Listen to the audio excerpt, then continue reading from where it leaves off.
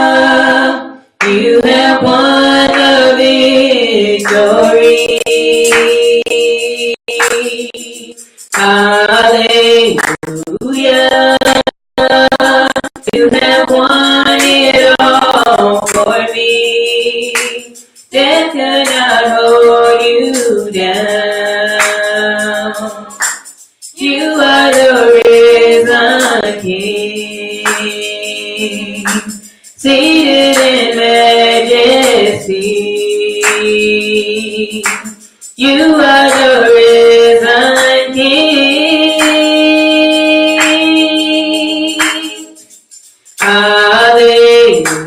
Hallelujah. You have won the victory.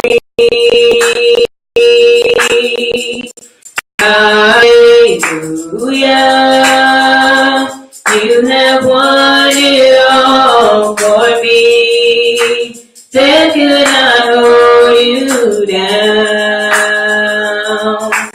You are the risen King, seated in majesty. You are the risen King.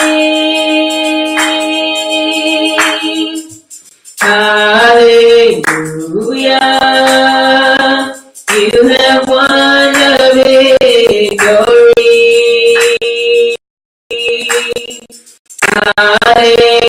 Hallelujah. You have won it all for me. Death could not hold you down. You are the risen King, seated in majesty. You are the risen King.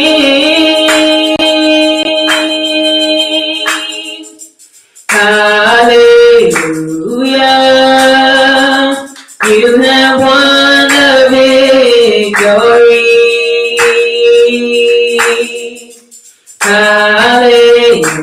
Hallelujah. You have won it all for me. Death could not hold you down. You are the risen King, seated in majesty. You are the risen King.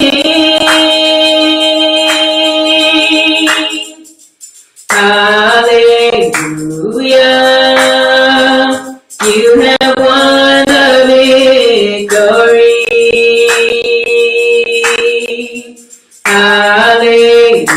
Hallelujah.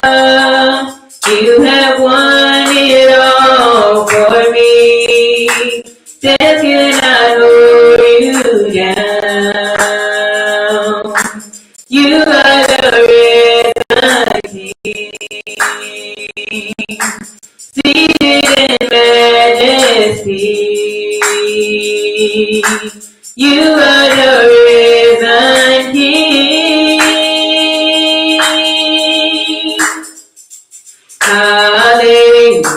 Hallelujah. You have won the victory.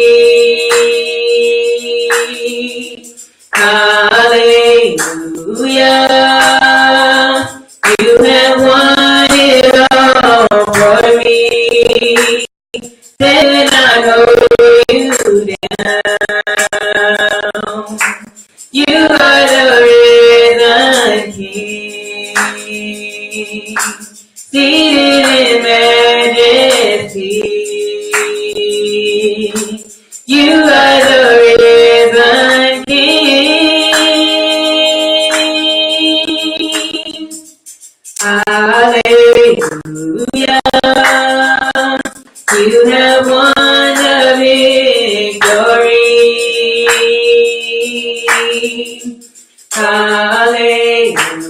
Hallelujah. You have won it all for me. Death could not hold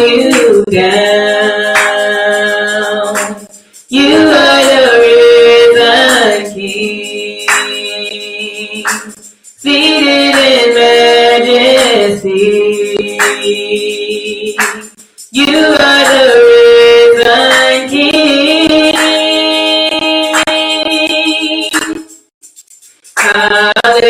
Hallelujah.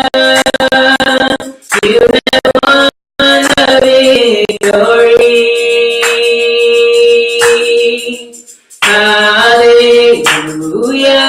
Hallelujah. You have won it all for me.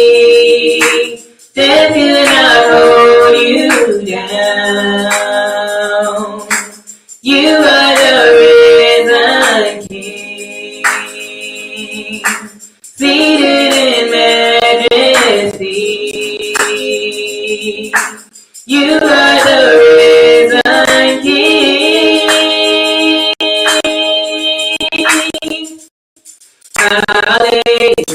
Hallelujah.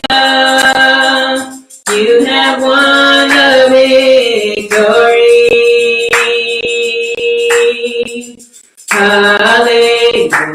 Hallelujah. You have won it all for me. Death cannot hold you down. You are the risen King, seated in majesty. You are the risen King.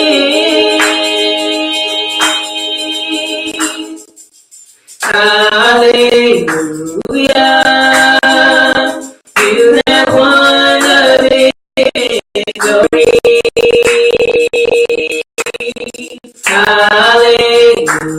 Hallelujah. You have won it all for me.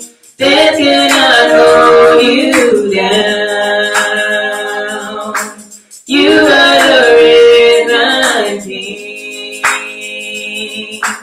seated in majesty. You are the risen King.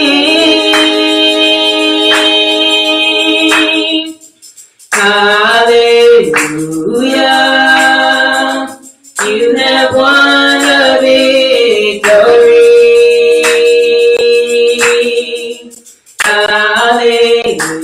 Hallelujah. You have won it all for me. Death cannot hold you down. You are the risen King, seated in majesty. You are the risen King.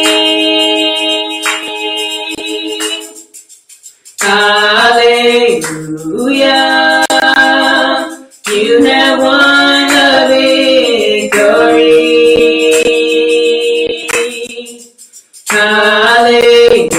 Hallelujah. You have won it all for me. Death cannot hold you down. You are the risen King, seated in majesty.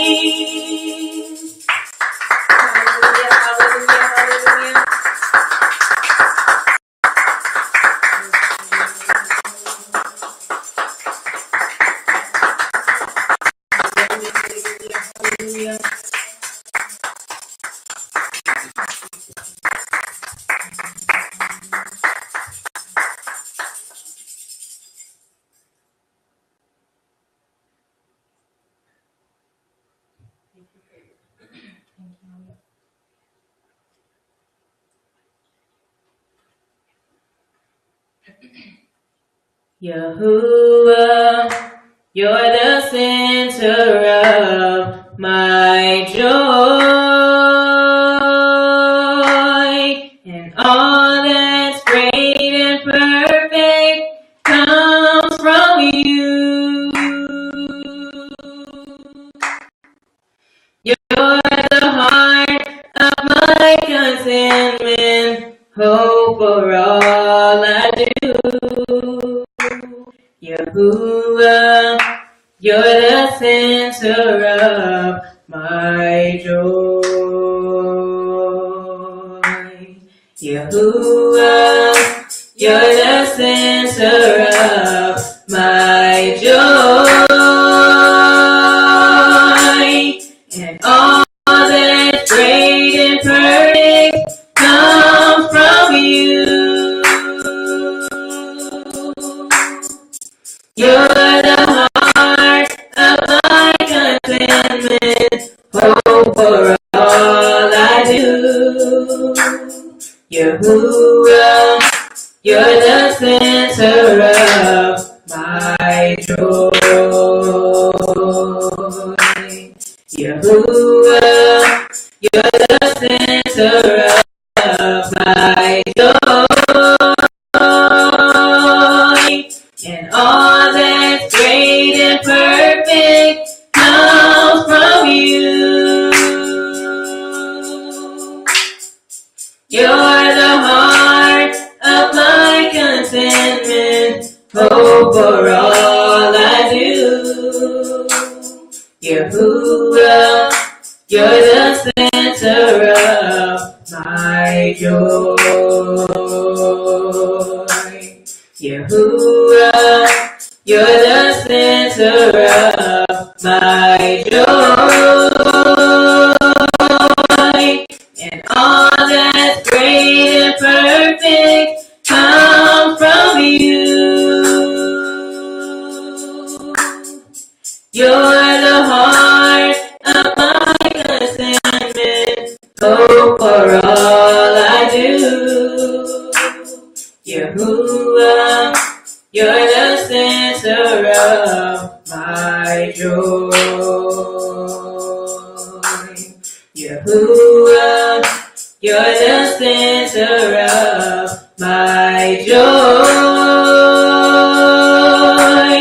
and all that's great and perfect comes from you. You're the heart of my contentment, hope for all I do.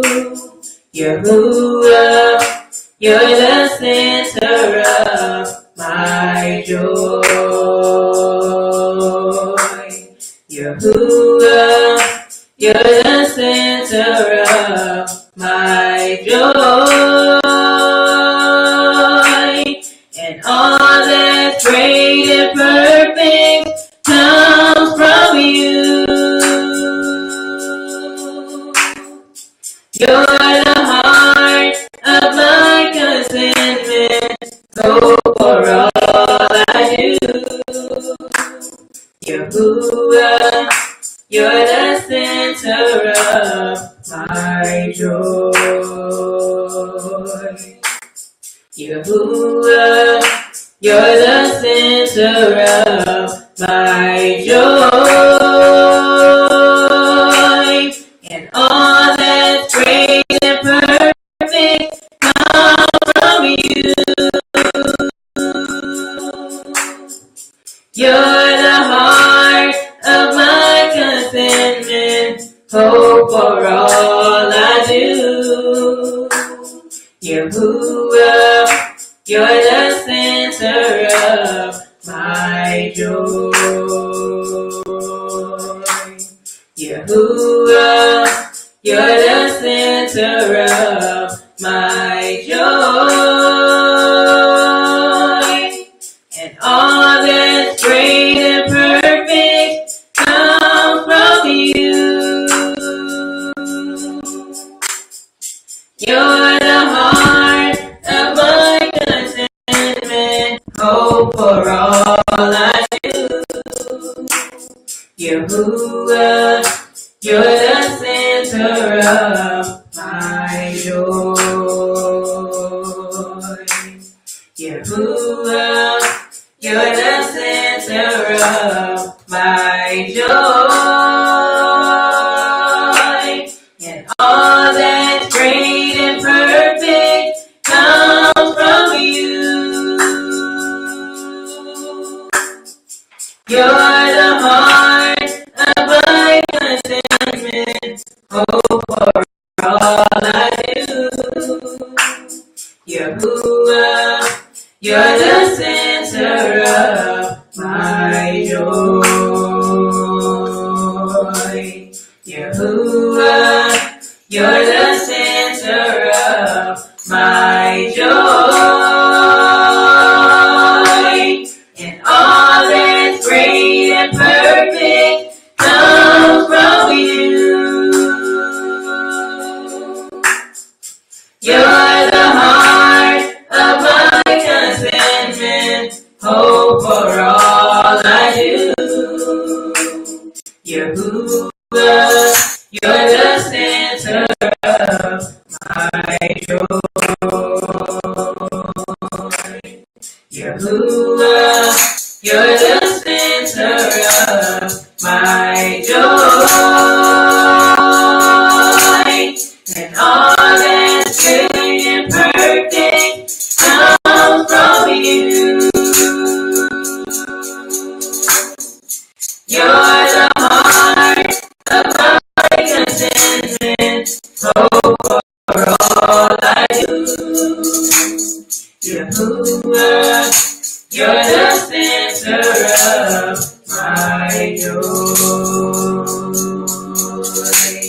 Yahuwah, you're the center of my joy.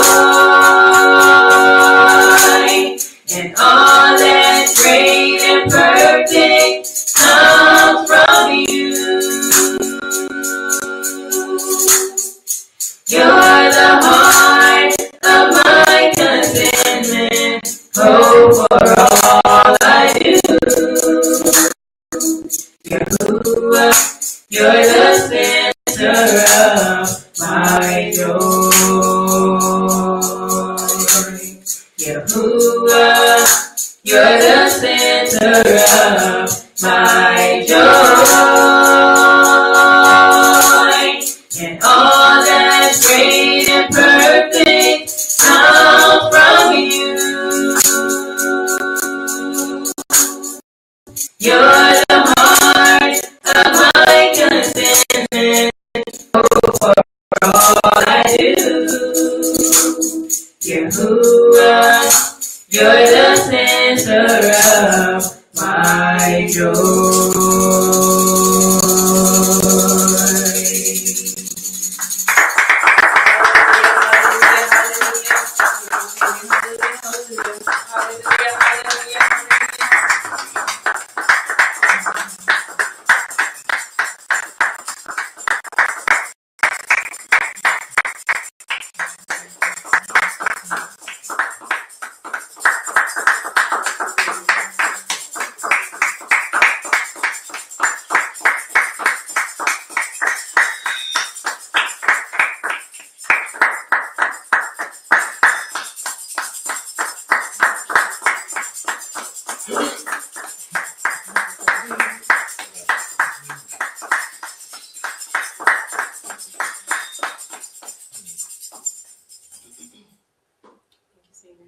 Let the power of Yahuwah rise among us. Let the power of Yahuwah rise among us. Let the praises of our King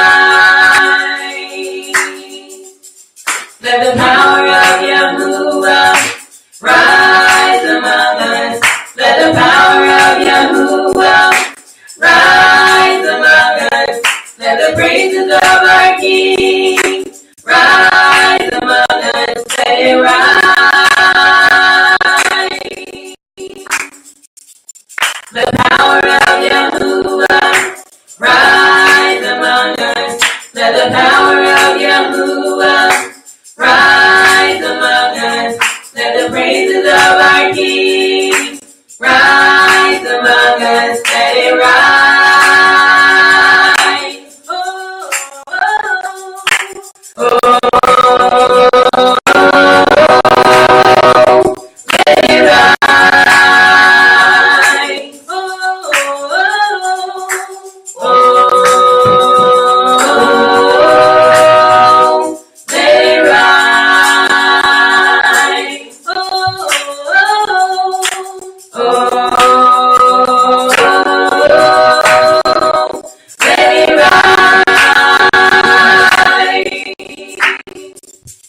Let the power of Yahuwah rise among us. Let the power of Yahuwah rise among us. Let the praises of our King rise among us. Let it rise. Let the power of Yahuwah rise among us. Let the power of Yahuwah rise among us. Let the praises of our King rise among us. Let it rise. Oh, oh, oh, oh. Let it rise. Oh, oh, oh, oh. Let it rise. Oh, oh, oh, oh. Let it rise. Let the power of Yahuwah rise among us. Let the power of Yahuwah rise among us. Let the praises of our King rise among us. Let it rise. Let the power of Yahuwah rise among us. Let the power of Yahuwah rise among us. Let the praises of our King rise among us. Let it rise. Oh, oh, oh, oh. Let it rise. Oh, oh, oh, oh. Let it rise. Oh, oh, oh, oh. Let it rise. Let the power of Yahuwah rise among us. Let the power of Yahuwah rise among us. Let the praises of our King rise among us. Let it rise. Oh, oh, oh, oh. Let it rise. Oh, oh, oh. Let it rise.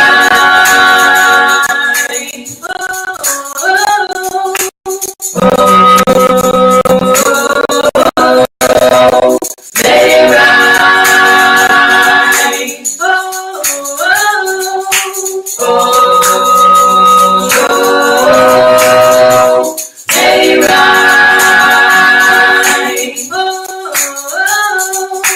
Oh, let it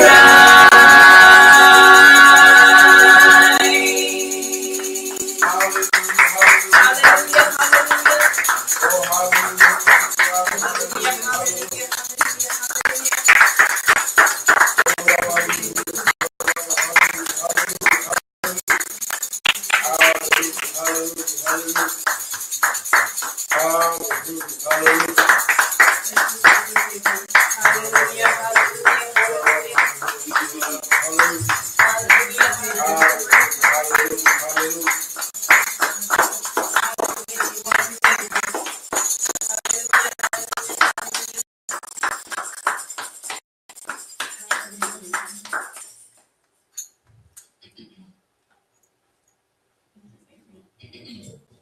How great is Yahuwah? Sing with me, how great is Yahuwah? All will see how great is Yahuwah. Come sing with me, how great is Yahuwah? Sing with me, how great is Yahuwah. Oh, see how great is Yahuwah. Singing, oh, how great is Yahuwah. Sing with me, how great is Yahuwah. Oh, see how great is Yahuwah. To the name of all names, to the name above all names. You are worthy of our praise. And our hearts will sing, oh, how great is Yahuwah. You're the name above all names. You're the name above all names. And you are worthy of our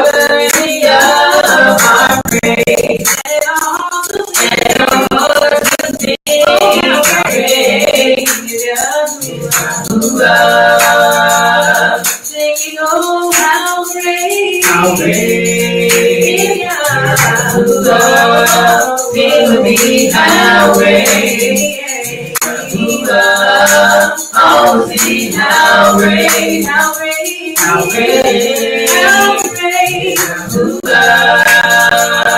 Singing, oh, how great is Yahuwah. Sing with me, how great Yahuwah. Oh, see how great is Yahuwah. You're the name above all names. You're the name above all names. You are worthy of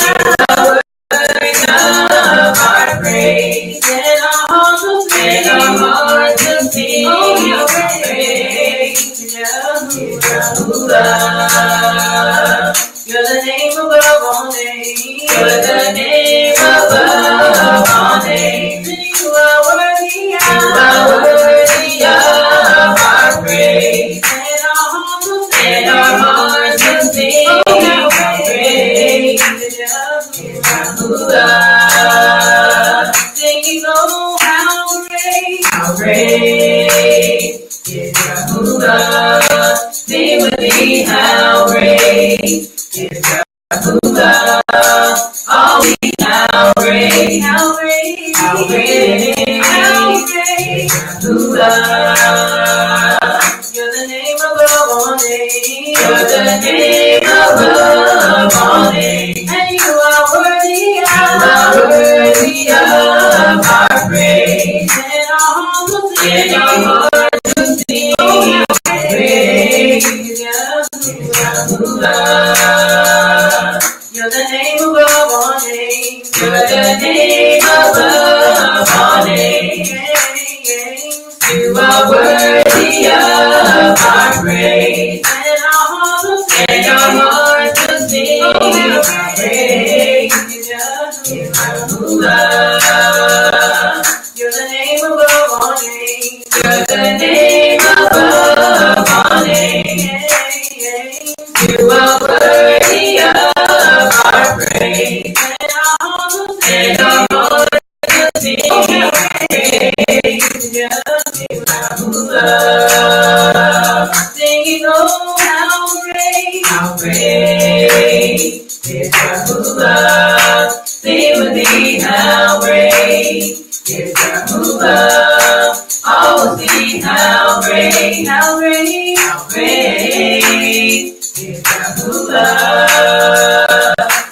oh, how great is Yahweh's love. Sing with me, how great is Yahweh's love. Oh, see how great, how great, how great, how great Yahweh's love. Singing, oh, how great is Yahweh's love. Sing with me, how great is Yahweh's love. Oh, see how great is Yahweh's love. You're the name above all names. You're the name above all names. And you are worthy of our praise. And our hearts will sing, oh, how great is Yahweh's love. You're the name above all names. You're the name above all names. You are worthy of our praise. And our hearts will sing, how great is Yahweh's love. Sing, oh, how great is Yahweh's love. Sing with me, how great is Yahweh's love. Oh, see how great is Yahweh's love. Sing, oh, how great is Yahweh's love. Sing with me, how great is Yahweh's love. Oh, see how great is Yahweh's love.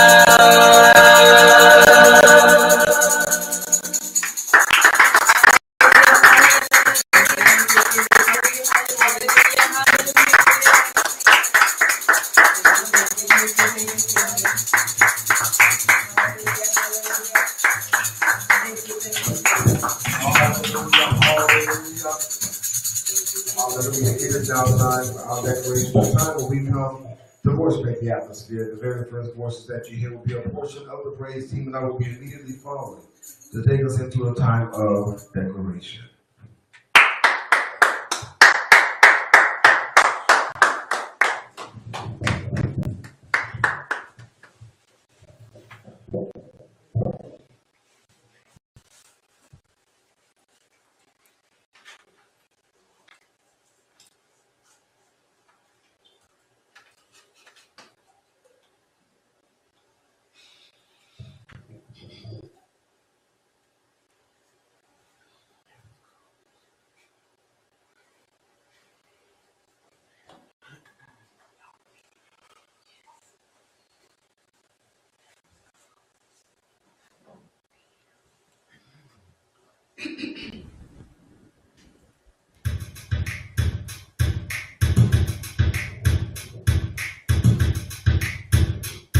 Listen here, have you ever heard this name? I know He washed me clean, white as snow. If you have salvation, then you know you will be clean.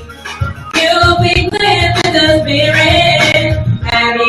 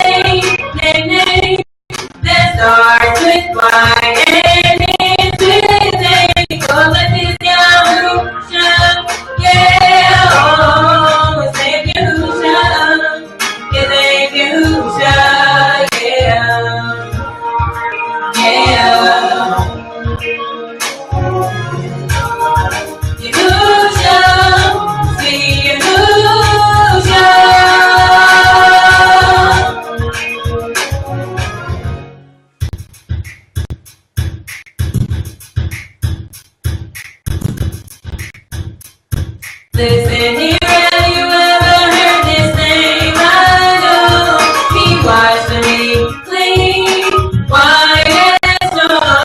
When you have salvation, then you know you will be clean.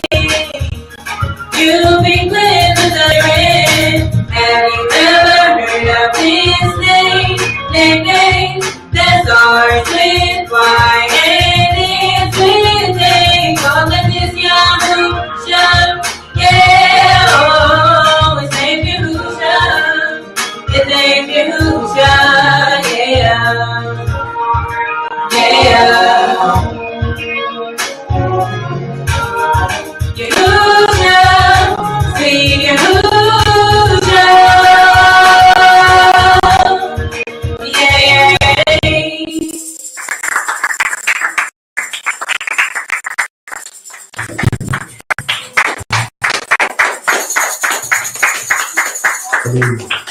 Hallelujah. Come on, let's give the praise. Hallelujah, hallelujah, hallelujah, hallelujah, hallelujah. Hallelujah. Truly is the highest praise of the sin that is good to our Lord. Because we thank Him for how He brought us to this place and kept us all day long. Hallelujah. And we truly do magnify Him for all that He has done, for the keeper that He truly is. Hallelujah. I'm thankful. I don't know about you tonight, but I am truly thankful that He has kept me all day long. Hallelujah. He's kept us out of harm's way, kept us out of tragedy. Hallelujah. There's somebody that may have gone through something on today, but know that our Lord is able to make a way out of no way. Because He is the Creator. Hallelujah. Of all things. And it is so. And it is so. As we go into this time of declaration, I ask everyone to repeat and say, I declare that I am ever so thankful for keeping me all day long. I am ever thankful that you kept me all day long. You kept me sane, in my right mind, and obedient to Torah. I willingly give myself to obedience to your instructions. Say you're defeated. Say you're defeated. Your darkness is scattered. And illusion is sovereign. Come on, put your hands together. Let's magnify Him. Hallelujah. Hallelujah. Hallelujah. Truly thankful. And I know somebody say, for walking in obedience to the Torah. My goodness, yeah. There's something that, it's more than just being awake in the truth than just being woke. Hallelujah. You got to do more than just wake up. Because when you wake up in the morning, or whenever you do wake up, hallelujah, you know that there's more that you have to do to get the day started. Hallelujah. So whatever it takes for you to get your day kicked into full gear, hallelujah, when you become awakened to the truth of His Torah, His instructions, the guideposts that He has given us for life, it lets us know that there's so much more that we have to do to get our spiritual life kick-started and moving in the right direction. And that direction is His perfect Torah. He's given us instructions on how we need to guide our lives, how we're to conduct ourselves, hallelujah, how we're to conduct ourselves concerning Him and concerning one another. And it is so. And it is so. So I do thank Him. He's even given us instructions on how we are to deal with our money. But our money, hallelujah. Don't let a couple of dollars get you twisted. Hallelujah. Many of us come through so many different things in Christianity. People having money lines and all these other stuff, the things that we've had to deal with and go through. But I'm truly thankful that as we truly give according to His set apart writ, that He has given us instructions on how we are to prosper as His people. So that when we give, and as we give in obedience to His instruction, He shall baruch us greatly and mightily. He lets us know in the book of Genesis, as long as the earth remains, there remains seed time and harvest. 2 Corinthians 9 declares unto us that the Abba loves a cheerful giver. He gives seed to the sower Bread for our food, He multiplies our seeds, so that increases the fruits of our righteousness, that we may abound unto every good work.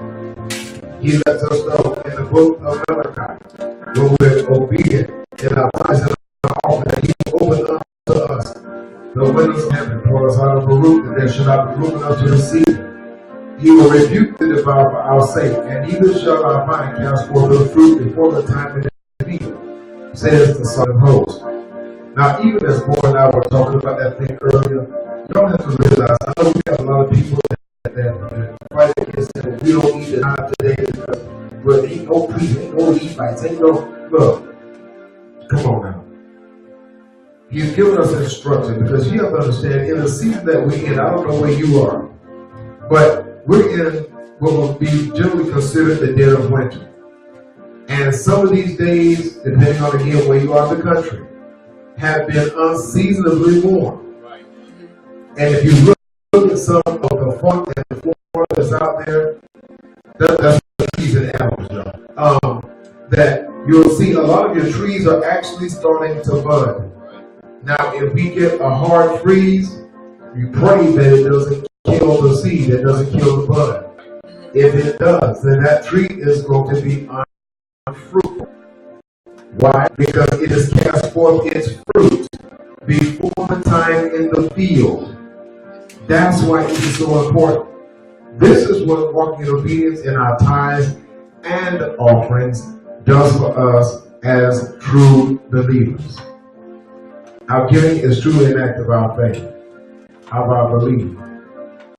And understand that as you're walking in obedience, there'll be times and there'll be situations that you'll come about that the Abba will just make a way, and you'll be like, wow, He did it again.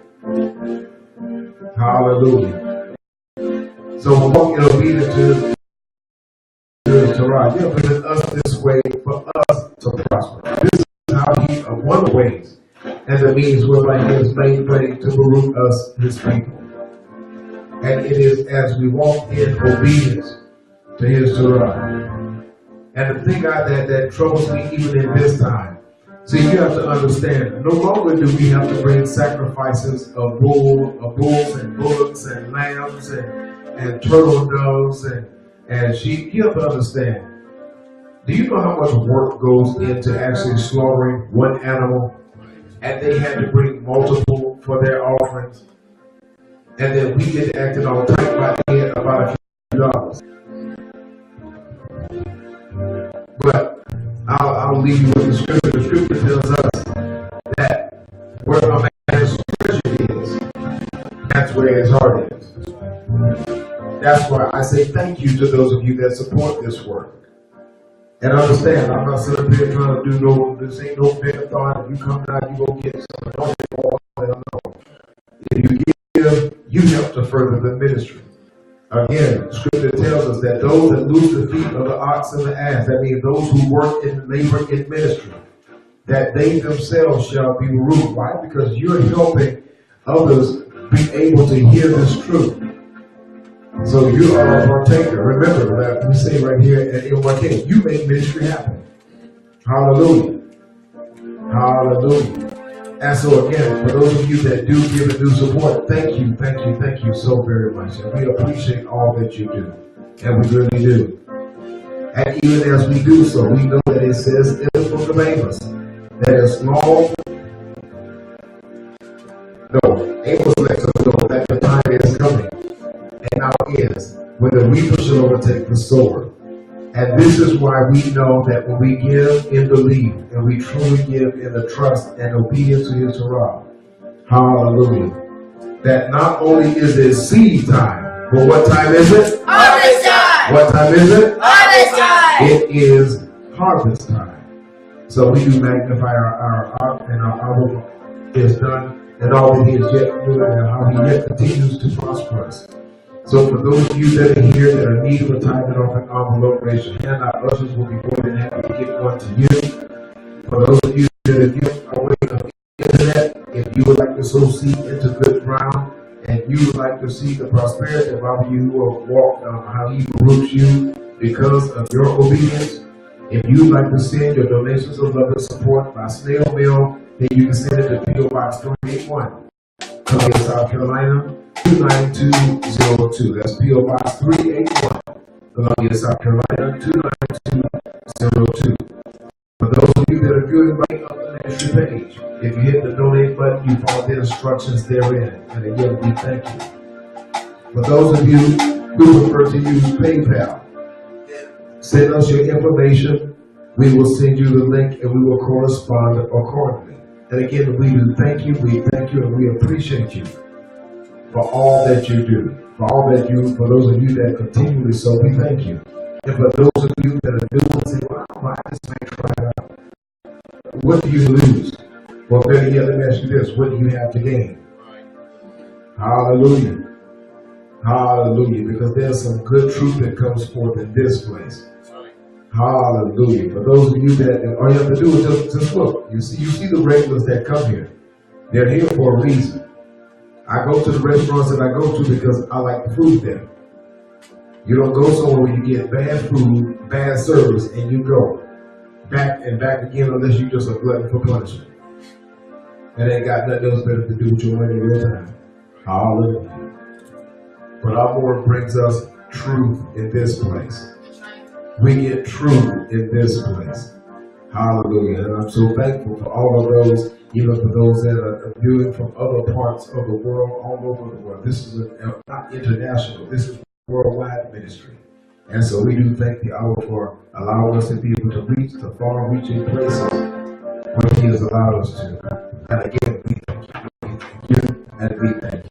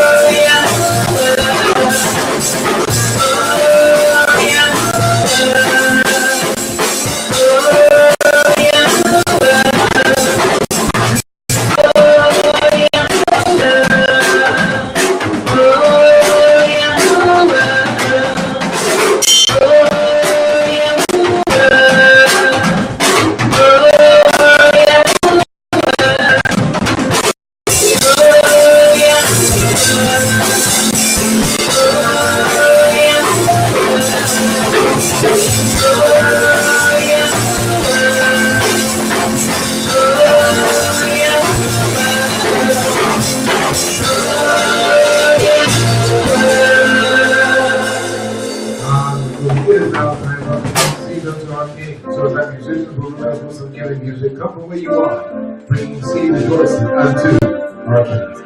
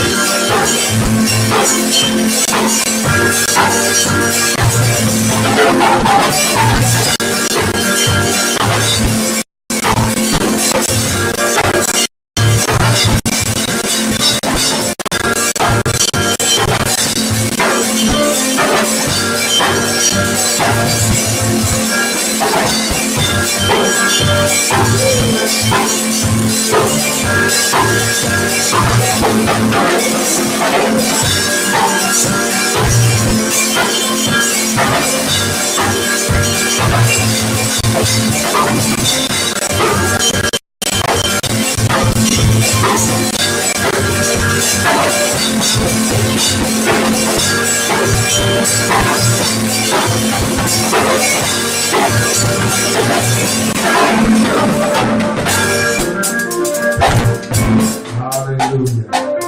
Let us lift our seed unto our King. Hallelujah. Lord, we do thank you, we thank you, we thank you for giving us seed to sow, for giving us bread for our food that we may use for ourselves, and for multiplying our seed sown and increasing the fruits of our right standing. We magnify you now that as we walk in obedience to your servant bread, you said that if we be willing and obedient, that we shall eat the herb of this land. And Father, we thank you, we thank you now. For you are not a man that you should lie, neither are you a son of man that you should repent. For your word unto us is yes, and it is so. And so we do thank you even now, that as our giving is an act of our belief, we thank you that we are even now the partakers of the good of this land. Because you let us know that when we give, it shall be given us for good measure. Pressed down, shaken together, and running over shall you cause men to give into our bosom. So we do thank you, Lord. We thank you as we walk in expectation of your word being made manifest in our lives. We do thank you in the name of Yeshua HaMashiach, and it is so. And it is so. Hallelujah. Come on, let's thank you, buddy. Let us thank you. That's right. Hallelujah. We thank you because we are truly grateful. Hallelujah. It's not just a force of habit or not just simply good manners, but it's the fact that we believe him and we take him at his word. We know that his word is true. His word is not a lie. He's not just something that's made up. Hallelujah. But it is true. And this is what we walk in. Even as our said, he said, hallelujah, he said, thy word is a lamp unto my feet and light unto my path. The reason that this is important because a lot of times when they would travel at night, for those that would travel at night, they would carry the lanterns not up here, but down by their feet. This is why this was, it shows the quality of his word. Because it shows us how we are to walk. Because you have to understand, in the desert at night, yes, it's cool, but there's still certain things that scurry about at night. You have a lot of nocturnal animals. even different snakes, vipers, and so forth, that will still be active at night. And so his word being a lamp unto our feet and a light unto our path allows us that as we walk and navigate in this world that is so full of darkness, I don't care what time of day it is, we're walking in dark times. But this is why I am so thankful. Because as we walk in his light, walk in the truth of his word, the truth of his Torah, and his writings and his instructions, he's given us a roadmap that we should follow. And for many of us, this is a new way.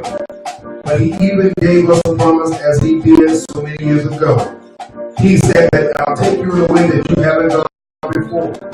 But when he takes us, he is the one that leads us. He is the one that guides us. Even as he did with our father Abraham. He said, come out from among your family and kindred, and I'll take you to a place where I'll show you. Walk in his truth. I dare you to walk in his truth. Hallelujah.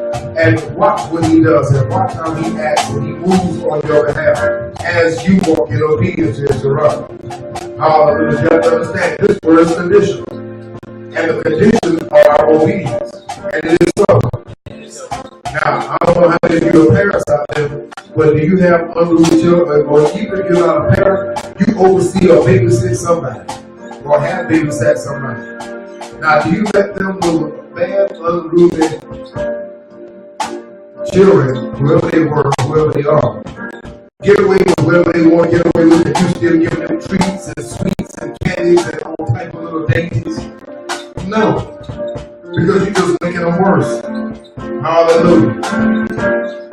But when you walk in obedience, this is where you find the reward.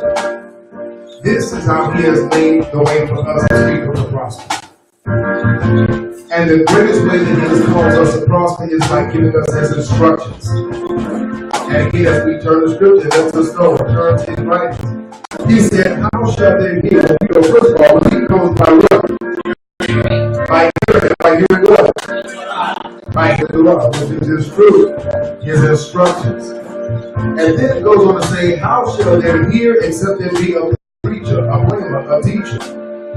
Hallelujah. And how shall they teach or preach except they be sent? Y'all, that is the prerequisite. That they be sent.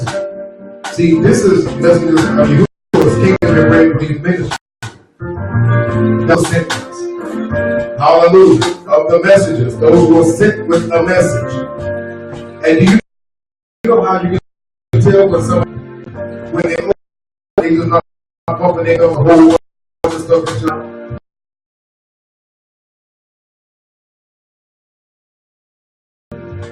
the getting practical truth, you know that you're in the right place. You're getting good stuff, good stuff. You're getting wisdom. You're getting understanding. Hallelujah.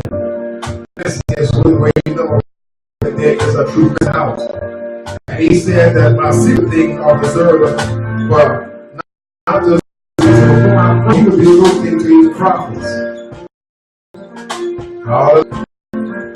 And again, another reason why I was so thankful that right here in this house, we got to hallelujah. Someone about to get out your way and bring to your forefront one who is truly the true bringer, the definite bringer, one who is a harbor of my life, the queen of my house, my Lord, the senior pastor of messages of Yahuwah's kingdom and ready for these ministries, our very own apostle, and senior prophet Serena Brown. Put your hands together as she comes to wait the left hand of life.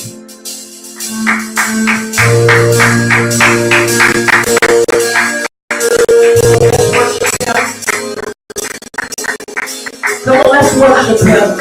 Come on, we didn't get to this place without God. Come on, let's worship him. Let's worship him.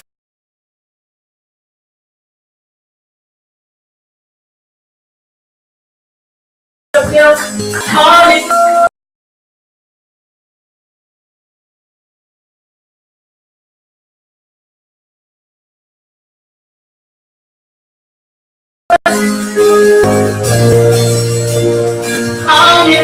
Hallelujah.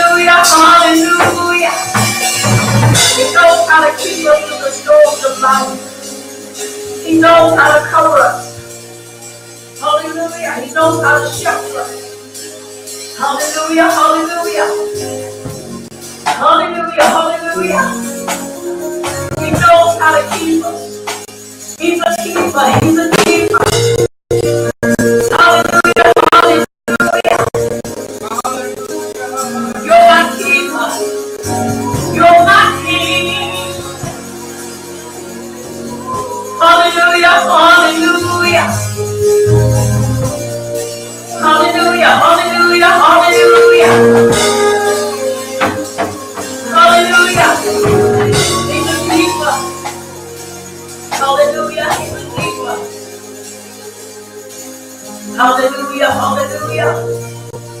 He's a keeper. He's my Savior. He's my King. Hallelujah. Hallelujah, hallelujah. Hallelujah. Hallelujah. Hallelujah. Hallelujah, hallelujah. Hallelujah. I will trust and obey him. Hallelujah. He's my rock. He's my fortress. He's my strong tower. Hallelujah. Hallelujah. Yes, he is. He's my everything. Hallelujah. Hallelujah, hallelujah, hallelujah. Yes, hallelujah. How are you, hallelujah. Hallelujah, hallelujah. Hallelujah, hallelujah. Go put your hands together and celebrate him. Hallelujah, hallelujah. Celebrate him. Celebrate with your people. Celebrate my people tonight. Hallelujah, hallelujah. Hallelujah. Hallelujah. One more round. Every round we go higher and higher. Every round we go higher and higher. Every trial we face, we gain another level. Hallelujah, hallelujah. Hallelujah. Hallelujah, hallelujah, hallelujah. Hallelujah.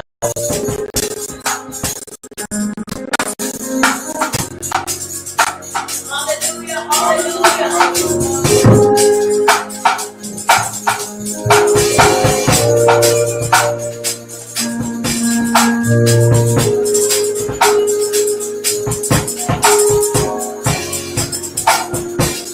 Hallelujah, hallelujah.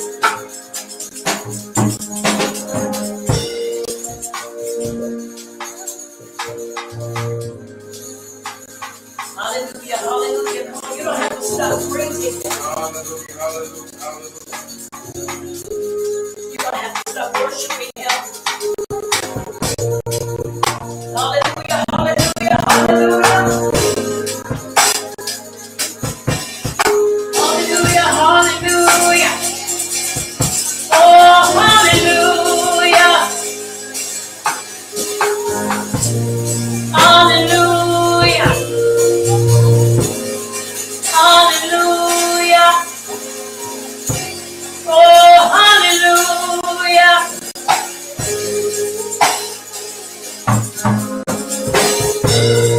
Hallelujah, hallelujah. Oh, hallelujah. Oh, hallelujah.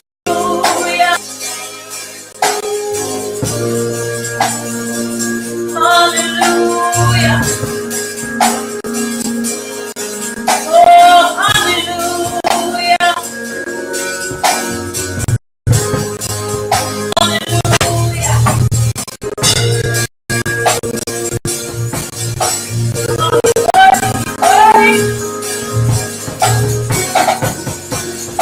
No word, no word. Hallelujah. Hallelujah. Hallelujah.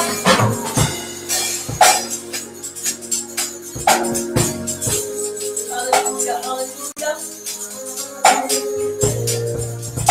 Hallelujah. Hallelujah. Hallelujah.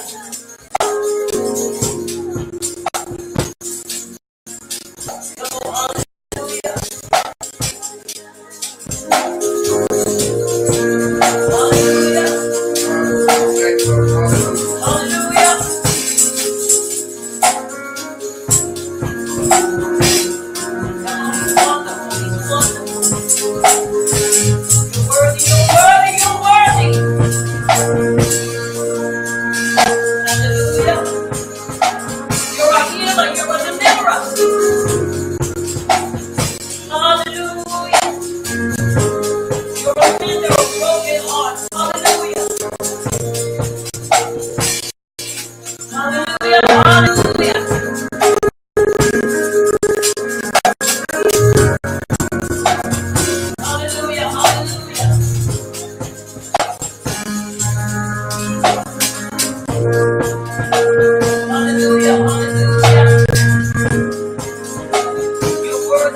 worthy, you're worthy.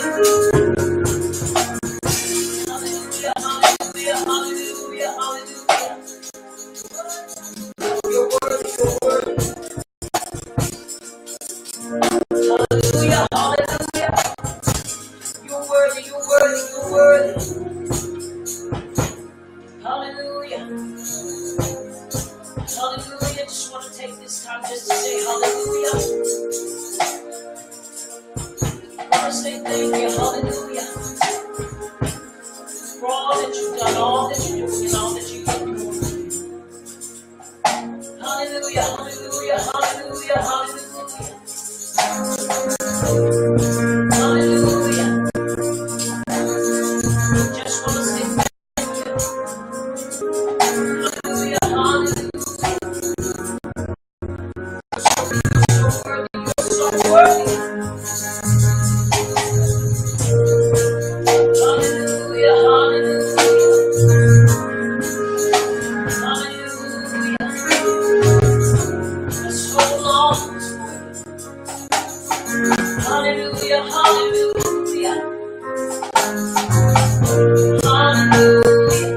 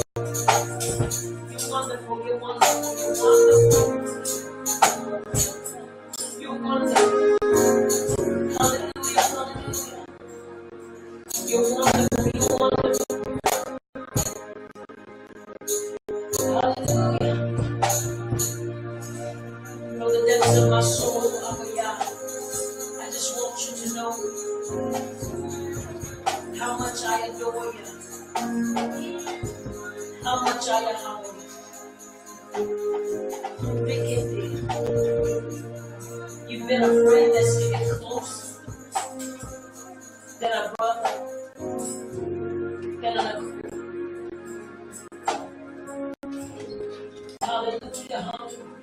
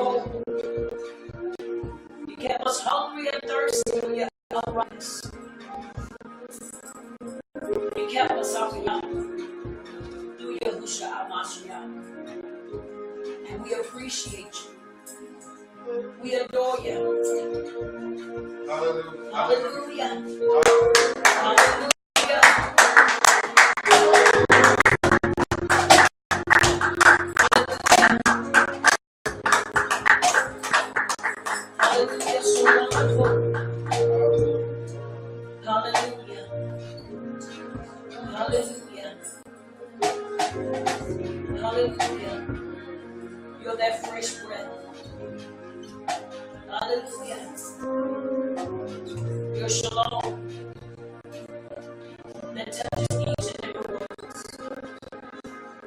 We Torah you, Abba Yahweh, for who you are and for what you've done. We cannot Torah you enough for all that you're doing, all that you've done. How you continue to shelter us. How you continue to make ways out of no way. How you continue to keep heads lifted up. How you continue to keep us. You're worthy, you're worthy. And there is none like you. I appreciate you, Almighty. With every breath I take, with the beating of my heart, always and forever, Almighty, will I honor you and regard you over any and everything else. You're worthy. You are worthy.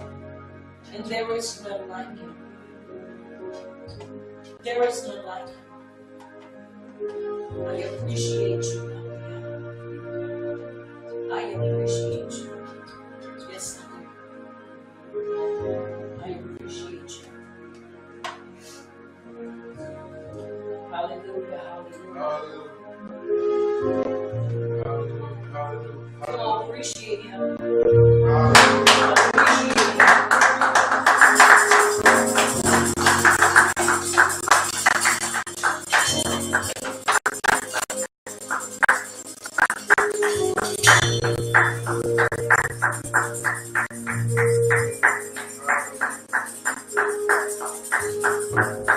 Hallelujah.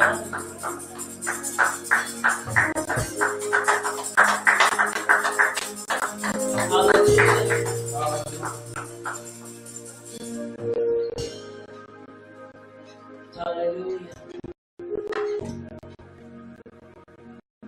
Hallelujah. Hallelujah.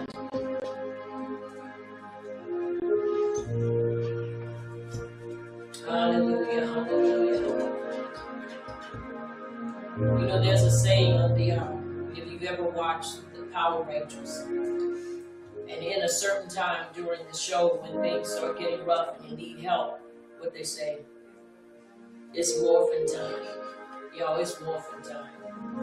It's time to transform and transition into the people of power, the children of power that Abba Yah is raising us up to be.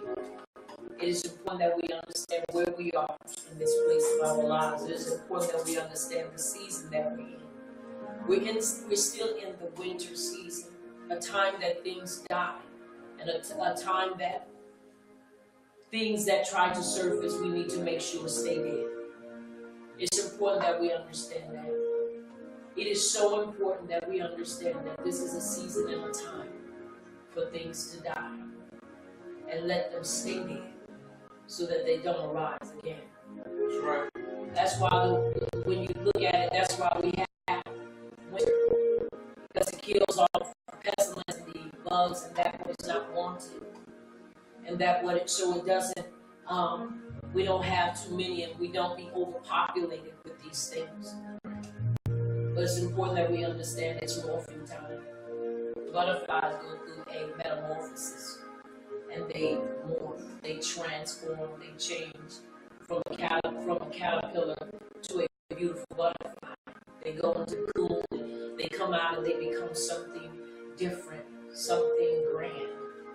And it's time for us to morph. It's time for us to change our position, change our mentality. If we're going to please our Yah, it's important that we do so. It's important that we do so. That's right. It's important that we morph. And not into what we want. Not into what we want, but what He has outlined in the writings for us and what He has shown us. It is time to morph. And it is so. And it is so. And it is so. We're going to do the Torah, and then we're going to read the commandments. And then we're going to read a couple more verses and go right into our lesson. Once again, it is so important that we understand these things. I get so overwhelmed when I think about all that he's done and all that he's doing and all that he's yet going to do, and how he continues to keep us and how he continues to tap on our souls with his ahava, how he continues to lead and guide us, and how he continues to send his subtle warnings. And then when we don't listen to the subtleness of the warning, then he says a loud warning. Tell him for that what he's doing and that what he's done. And that what he continues to do. He's worthy. Yes, he is. He's worthy of all of our praise. And we told him this great day. Repeat with me. Baruch Yahuwah. Baruch Yahuwah, The Baruch one. the Baruch one. Baruch is Yahuwah. Baruch is Yahuwah, The Baruch one. the Baruch For all eternity. one. Baruch atah. Baruch atah, Yahuwah. Yahuwah, Our supreme one. our supreme, King of the universe. King of the Who universe, selected us who selected us from all the peoples from all the people and gave us his Torah. and gave us his Torah. Baruch atah. Baruch atah, Yahuwah. Yahuwah, Giver of the Torah. giver of the Torah, And it is so. and it is so. Baruch atah. Baruch atah, Yahuwah. Yahuwah, Our supreme one. our supreme, King of the universe. King of the Who universe, gave us the Torah of truth. who gave us the Torah of truth, And implanted eternal life within us. and implanted eternal life within us. Baruch atah. Baruch atah, Yahuwah. Yahuwah, Giver of the Torah. giver of the Torah, And it is so. and it is so. Now we will have the reading, writings of the commandments. And it is so. And it is so. Coming from the Abrahamic covenant scriptures. Aleph. I am Yahuwah, your power, which brought you out of the land of Mitzrayim, from the bed of slavery. Bet, you shall have no other power before me. You shall not make you any graven image or any likeness of anything that is in Shemayim above, or that is in the earth beneath, or that is in the man beneath the earth. You shall not bow down yourself unto them, nor serve them, for I, Yahuwah, your power, am a jealous power, visiting the iniquity of the hours upon the children unto the third and fourth generation of them that hate me, and showing mercy unto thousands of them that love me and keep my commandments. Gimel. You shall not take the name of Yahuwah, your power, and falsify it. For Yahuwah, when he dealeth, takes his name in empties. Dalet. Guard the Sabbath day to set it apart, as Yahuwah, your power, has commanded you. 6 days you shall labor and do all your work. But the seventh day is the Sabbath of Yahuwah, your power. In it you shall not do any work. You, nor your son, nor your daughter, nor your manservant, nor your maidservant, nor your ox, nor your ass, nor any of your cattle, nor your foreigner that is within your gates, that your manservant and your maidservant may rest as well as you. And remember that you are a servant in the land of Mitzrayim, and that Yahuwah, your power, brought you out of it through a mighty hand and by a stretched out arm. Therefore Yahuwah, your power, commanded you to keep the Sabbath day. Hey, honor your Abba and your Ima as Yahuwah, your power, has commanded you, that your days may be prolonged and that it may go well with you in the land which Yahuwah, your power, is about to give you. 1. You shall not murder. Zain, neither shall you commit adultery. Hey, neither shall you steal. Take, neither shall you bear false witness against your neighbor. You, neither shall you desire your neighbor's wife, neither shall you covet your neighbor's bed, his field, or his manservant, or his maidservant, his ox, or his ass, or anything that is your neighbor's. These words Yahuwah spoke unto all your assembly in the mount out of the midst of the fire, of the cloud, and of the thick darkness with a great voice. And he added no more. And he wrote them in 2 tables of stone and delivered them unto me. And it is so. And it is so. And it is so. And it is so. Now we're going to turn our attention to the book of Yahusha, the son of Nun, chapter 1, verse 7 and 8. As you know, I am a stickler for these verses. Verse 7 says, "Only be you strong and very courageous, that you may observe to do of all the Torah which Moshe my servant commanded you. Turn not from it to the right, excuse me, or to the left, that you may prosper wherever you go." Verse 8, as I have tailored it to fit our time of confession. Let us say this together.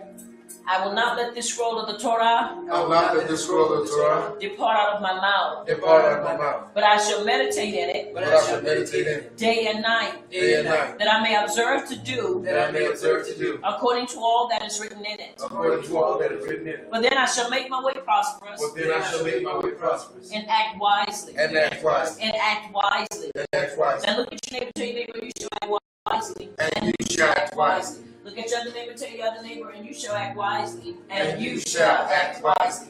Come on, look at your other neighbor across the room and tell me, you shall act wisely. And you shall act wisely. Now take your hand and place it over your heart and say, Abba Yah, I shall act wisely. I shall act wisely. Come on, Abba Yah, Abba Yah, I shall act wisely. I shall act wisely. Come on, I endeavor to act wisely. act wisely. I endeavor to act wisely. To act wisely. And it is so. And it is so. And it is so. We endeavor to act wisely every day of our lives. And it is so. And it is so.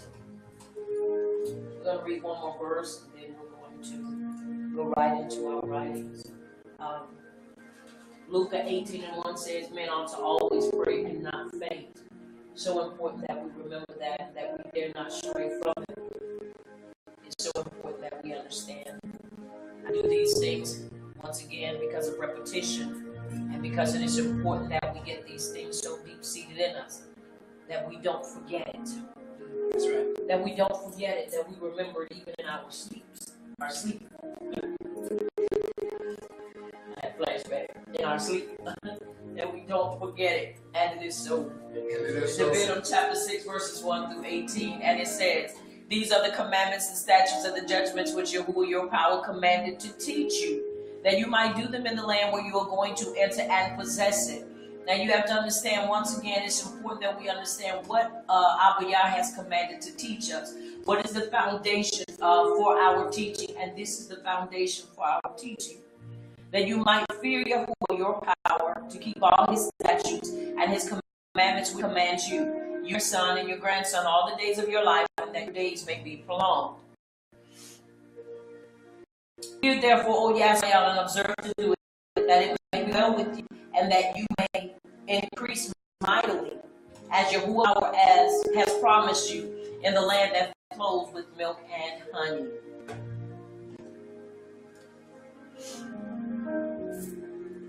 Hear, O Yasrael, Yahuwah our Supreme One. Yahuwah is a God. Shemath Yasrael, Yahuwah our Supreme One. Yahuwah is a God. And you shall ahaba Yahuwah your Supreme One with all your heart and with all your soul and with all your might. And these words which I command you this day shall be in your heart. And you shall teach them diligently unto your children, and shall talk of them when you sit in your bed, and when you walk by the way, you lie down, and when you rise up. And you shall bind them for a sign upon your hand, and they shall be as frontlets between your eyes to fall from bind to the mind. And you shall write them upon the posts of your bed and on your gates. And it shall be, when Yahuwah your power shall have brought you into the land which he swore unto your fathers, to Abraham, to Isaac, and to Yaakov, to give you great cities which you did not build, and houses full of all great things which you did not fill, and wells dug which you did not dig, vineyards and olive trees which you did not plant, where you shall have eaten and be full. Then beware lest you forget Yahuwah which brought you forth out of the land of Mitzrayim, from the bed of slavery. You shall fear Yahuwah your power and serve him, and shall swear by his name.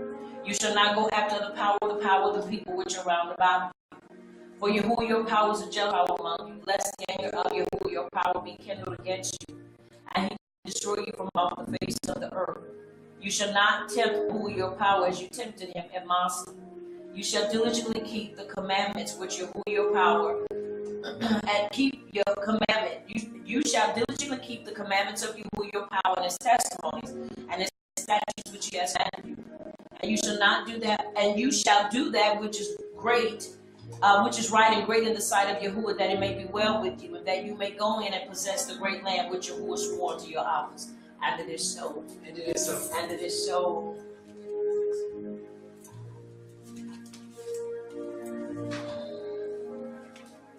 Mishnah 15:8, the sacrifices of the wicked is an abomination, hateful, and exceedingly offensive unto you, Abba Yah. But the prayer of the upright, it is your delight. Mishnah 3:4, so shall you find great understanding and high esteem in the sight of judgment of Yahuwah and man. Tehillim 1:1, Baruch is the man that walk not in the counsel of the unrighteous, nor standeth in the way of sinners, nor sitteth in the seat of the scornful. But his delight is in the instructions of Abba Yah, he does meditate upon it, and it is so. Hebrews 11:6, which is Hebrews 11:6, but without belief it is impossible to please him. But he that cometh to Yahuwah must believe that he is, and that he is a rewarder of them that diligently seek him. And it is so. And it is so. Tehillim 34 and 15, the eyes of Yahuwah are upon the upright, and his ears are open unto our cry. Verse 17, the upright cry, and Yahuwah heareth and delivereth us out of all our troubles. And it is so. And it is so. Yehukin and Aleph, chapter 5, verse 4 and 5, for whatsoever is born of Yahuwah overcometh the world, and this is the victory that overcometh the world. Even I believe, who is he that overcometh the world, but he that believeth that Yahushua is the son of Yahuwah. Yehukin and Aleph, chapter 2, 5 and 6, but whoever keeps his word, truly the Ahava of Yahuwah is perfected in him. By this we know that we are in him. He who says he abides in him ought himself also to walk just as he walked. Verse 17, and the world passes away and the lust thereof, but he that doeth the will of Yahuwah abideth forever. Somebody say abideth forever. Abideth forever. Say it again, abideth forever. Abideth forever. Yehukin and Moshiach, which is Mark 11:24, says, therefore I say unto you, what things soever ye desire when you pray, believe that you receive them, and you shall have them. And it is so. It is so. And it is so. As we've come to this portion of our time to confess and to seal our time of confession and the time of our reading and reciting and voice printing the atmosphere with the writings of truth. There is only one way. There is not 3, 4, and 5, and 6 ways, contrary to what many of us have been taught and told. It is only one way, and that way is the way of Torah, Torah truth. And so at this time, we're going to do our confession. Let us bow before our King, and let us recite this together. May the utterance of my mouth and the deliberation of my heart be desired for you. O Yahuwah, my rock and my redeemer. May the utterance of my mouth and the deliberation of my heart be desirable before you. O Yahuwah, my rock and my redeemer. And it is so. We have just recited Tehillim 19 and 15, and it is so. You may be seated in his presence. Once again, as we have gathered here together tonight, I know we're starting later than usual, but it's always better late than never. Once again, it's our endeavor, my endeavor, to be in on time, but sometimes things do come up that we have to tend to as well. And so I appreciate each and every one of you that have been consistent with this teaching and with this time being with us. And so once again, I want to say, may Abba Yah continue to baruch you, baruch atah, in this season, as we are truly in a season of shedding and things dying off and things breaking off of our lives. And it is important that we allow those things that are to die and remain dead. That's right. It is important that we understand that. So once again, let's bring it up just a little bit. It's important that we do so that we are able to develop and grow. Once again, as we're gathered here together on tonight, we want to pick up from where we left off in this, once again, timeline of Yahushua, as it is, as we're going through this timeline. In this timeline, we are looking at the path that he's taken. Phase 1, the year of inauguration, and now we're in phase 2, the year of popularity. Many of us can identify with the phases, the inauguration, and then now phase 2, the year of popularity, when you are very popular, when things are popular because you're new. And then when you begin to develop and things begin to mature, then sometimes the newness is not always there. So once again, we're looking at what's taking place here, and we're looking at the things that he did and that was required. That in his time of ministry, there were times that he had to pull away and go off by himself to refresh himself so that he can come back fired up and ready. And so as we look at this, we're looking at it because we want to see the path that he took, the path that Abba Yah orchestrated for him to take. And on that path, he was going for the children, the prostituting sheep of Yisrael. This is why it's important that we understand why. Because so many times we are made to believe, contrary to popular belief, that he went for everybody, and he did not. I know you hear me say this, and I will continue to say it. According to Matthew chapter 24 and verse 15, he told the Canaanite or the Canaan woman, I've come not but for the prostituting sheep of Yisrael. And the reason why he bereft her and gave her her request was because she identified with Torah. She was a Torah believer, even though she was not of the house of Yisrael. So it's important that we understand if we want to get results, then we've got to do what is necessary to get results. And so I don't know about you, but I want results. I want the results that I've been seeking him for. I want to know how to get those results. And if I've done anything, I want to make sure that I'm in a position for him to correct me so that I can get the results. Because you have to understand, we are in a great time, but we're also in a time of judgment. And this is one of the things that is so important for us to understand, that in order for us to be covered and protected from judgment, we must walk in truth, and we must follow in the path that he has brought forth unto us, his children. Now, once again, it's important that we understand that. And so on tonight, we're going to look where he traveled. We're going to look where his feet went, and we're going to look at also where his heart was. So once again, let us turn our attention to the book of Matthew, and we're going to look at chapter 9, verses 9 through 13. And we're going to see some phenomenal things here. We're looking at Matthew as a tax collector. And we're going to look at what Yahusha did and where he went and all that good stuff. And how sometimes how people will look at you and, turn their nose up at times when they don't understand who we're supposed to be going to go get. The well need not a physician. It's those that are sick that need a physician. And it is so. And it is so. So once again, we don't have that many verses, but I want to be able to expound on this. And so let us look at this. Let's start with verse.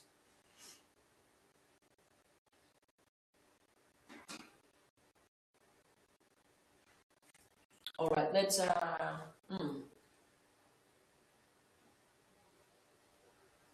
All right, let's look at verse. Let's look at my goodness. I'm sorry. Let's start with verse 1. I need to start at verse 1. All right, let's read 4 verses, please. And it is so. Matthew chapter 9, verses 1 through 4, from the NIV scriptures. Yahusha stepped into a boat, crossed over, and came to his own town. Some men brought to him a paralytic man lying on a mat. When Yahusha saw their belief, he said to the paralytic, "Take heart, son, your sins are forgiven." At this, some of the teachers of the Torah said to themselves, "This fellow is blaspheming." Knowing their thoughts, Yahusha said, "Why do you entertain evil thoughts in your hearts?" Mm-hmm. And it is so. And it is so. All right, let's look. We see that they have a major issue with what's going on right here. And behold, they brought to him a paralytic man lying on a bed. And Yahusha, seeing their belief, said to the paralytic man, "Son, be of great cheer. Your sins are forgiven for you." And behold, certain of the experts in Torah said within themselves, "This man blasphemes." Now you have to understand why he said that he had blasphemed. Once again, you have to understand the issue and the problem they have with Yahusha. Only Yahuwah can forgive sins, and Yahusha demonstrated his divinity and authority from Abba Yahuwah. And so he stood in that place to represent and to, as he was the son of Abba Yah, he was able to do so. And what he did was to them was blasphemous because, number one, they felt like nobody except themselves had the right to decree or declare anybody free from sin or forgiven of sin. Now look at what their quarrel was. They didn't care that this man was made whole. All they were concerned about were the theatrics, and they were focused about the legalism of Judaism, not the Torah. And this is why they have major issues. Verse 4 says, and Yahushua, knowing their thoughts, said, why do you think evil in your hearts? For what is easier to say, your sins be forgiven you, or to say, arise and walk? See, they had an issue because, number one, they had a problem because the name of Yahuwah was never supposed to be used. And basically, when Yahushua stepped in and operated in that authority, that caused a major problem and continued to cause problems just as it does today for those that don't understand Torah truth. Now, let's look at the footnote real quick. And it says, in the soul, this is a mystery. The 10 tribes were the one paralytic and sick. Yahushua healed them. Now, once again, you have to understand why we can look at this as a soul. Because they brought him to him. But when he didn't do it in the manner that they felt or how he should have done it, then they got angry with him. Because they felt like he's not supposed to be using the name or even standing in the authority of Yahuwah. Once again, you have to understand, many of them thought that only they were supposed to stand in the seat of Moshiach, which only one wasn't ever really prophesied would stand in that place, and that would be Yahushua. Now, am I saying that there are no prophets? Absolutely not. I'm not saying that. But what I am saying is I'm saying the prophet. Now, we are prophets, but we are not the prophet. There is only one prophet, and that prophet is Yahushua, our Mashiach. And so he came and presented and paved the way for us to walk in his truth. Now, once again, you have to understand they were disgruntled because you must remember the name during the time of the Babylonian captivity was forbidden by those that had any kind of authority and position there. Why? Because the name was mocked, and because they did not want the name of Yahuwah being mocked, they forbid people to say it, and so it was against their standard that anybody should name or say the name of Yahweh. And so when Yahushua came standing in that stand and standing in that place of authority, they got really disgruntled with him. And so he calls them out on the carpet. And so he says unto the man to, I can imagine, to keep him from getting caught in between this, what was getting ready to take place. He says in verse 6, but that you may know that the Son of Man has power on earth to forgive sins. And then he said to the paralytic, arise, take up your bed and go home. Now you have to understand what that presented unto those that were basically fighting against him. Excuse me, that caused a major problem for them. Was it a problem? Absolutely not, but it was a problem to them because it went against the grain of what they have been teaching and what they have been talking about. So once again, it's important that we stick to what is truth and that we follow what's being said. He says, but this was done that you may know that the Son of Man has power on earth to forgive sins. Now, once again, the issue came about was because of the authority and whose authority he was standing in. He didn't come in the authority of God. He came in the authority of his Abba Yahuwah. And so it's important that we understand that. Now, look what he says in verse 7, 8, and 9. Let's read that. 7, 8, 9. Mm-hmm. From the King James Version. And he arose and departed to his house. But when the multitude saw it, they marveled and esteemed Yahuwah, which had such power unto men. And as Yahushua passed forth from thence, he saw a man named Yahu sitting at the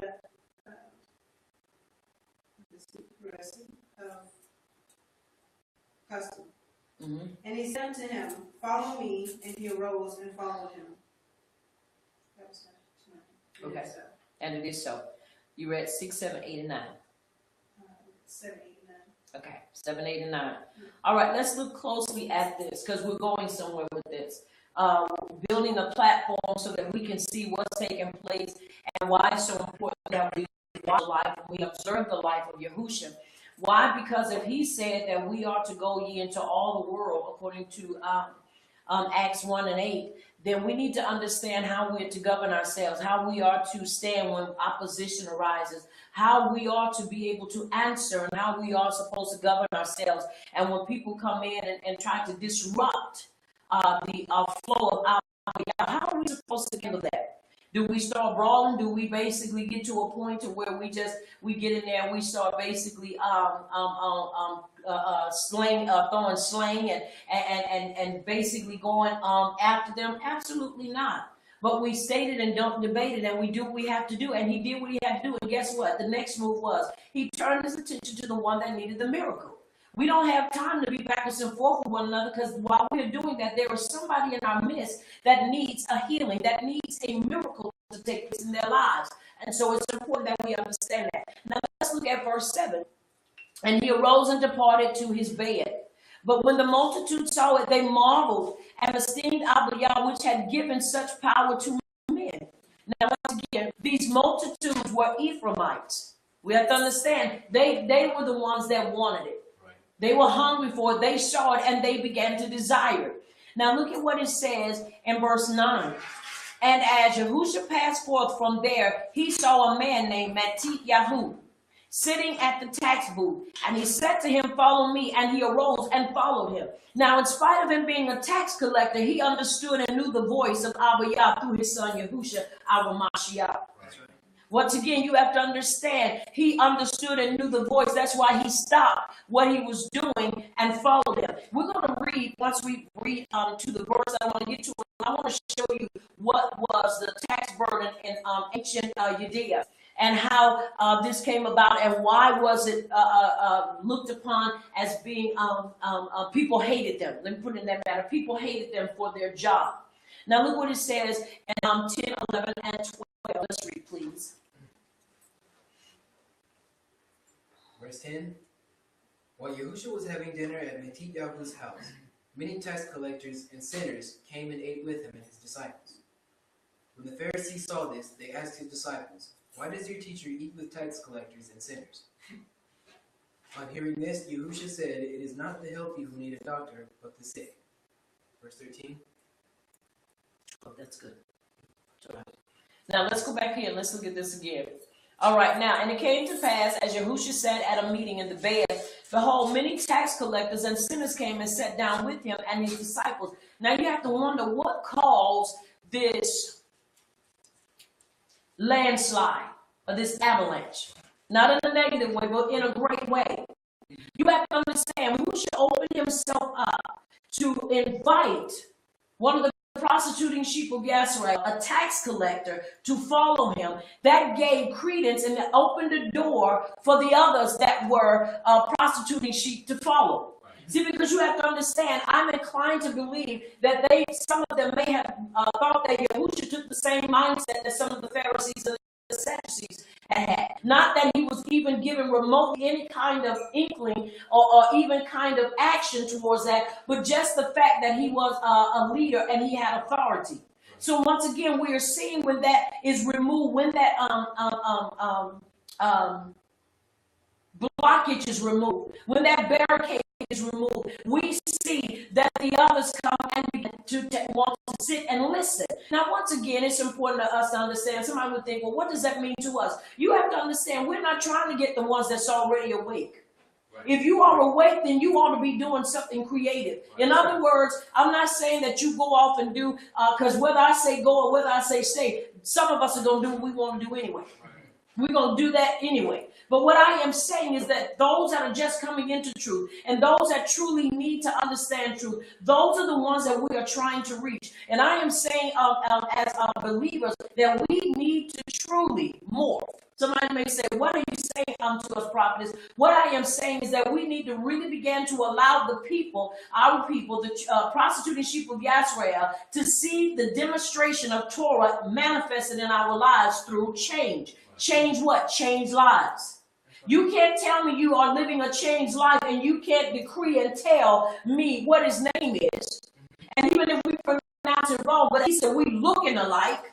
and we sounding alike, we can still make impact. But when we are truly on the opposite sides of the track, there is a major problem. And not only that, but we start hurling rocks and bricks and stones at each other. Because of that, that's a major problem. Because who's going to want to follow us if we're not doing and being an example of truth? Yahushua didn't say, get out behind that booth, you demon. Get from over there, you devil.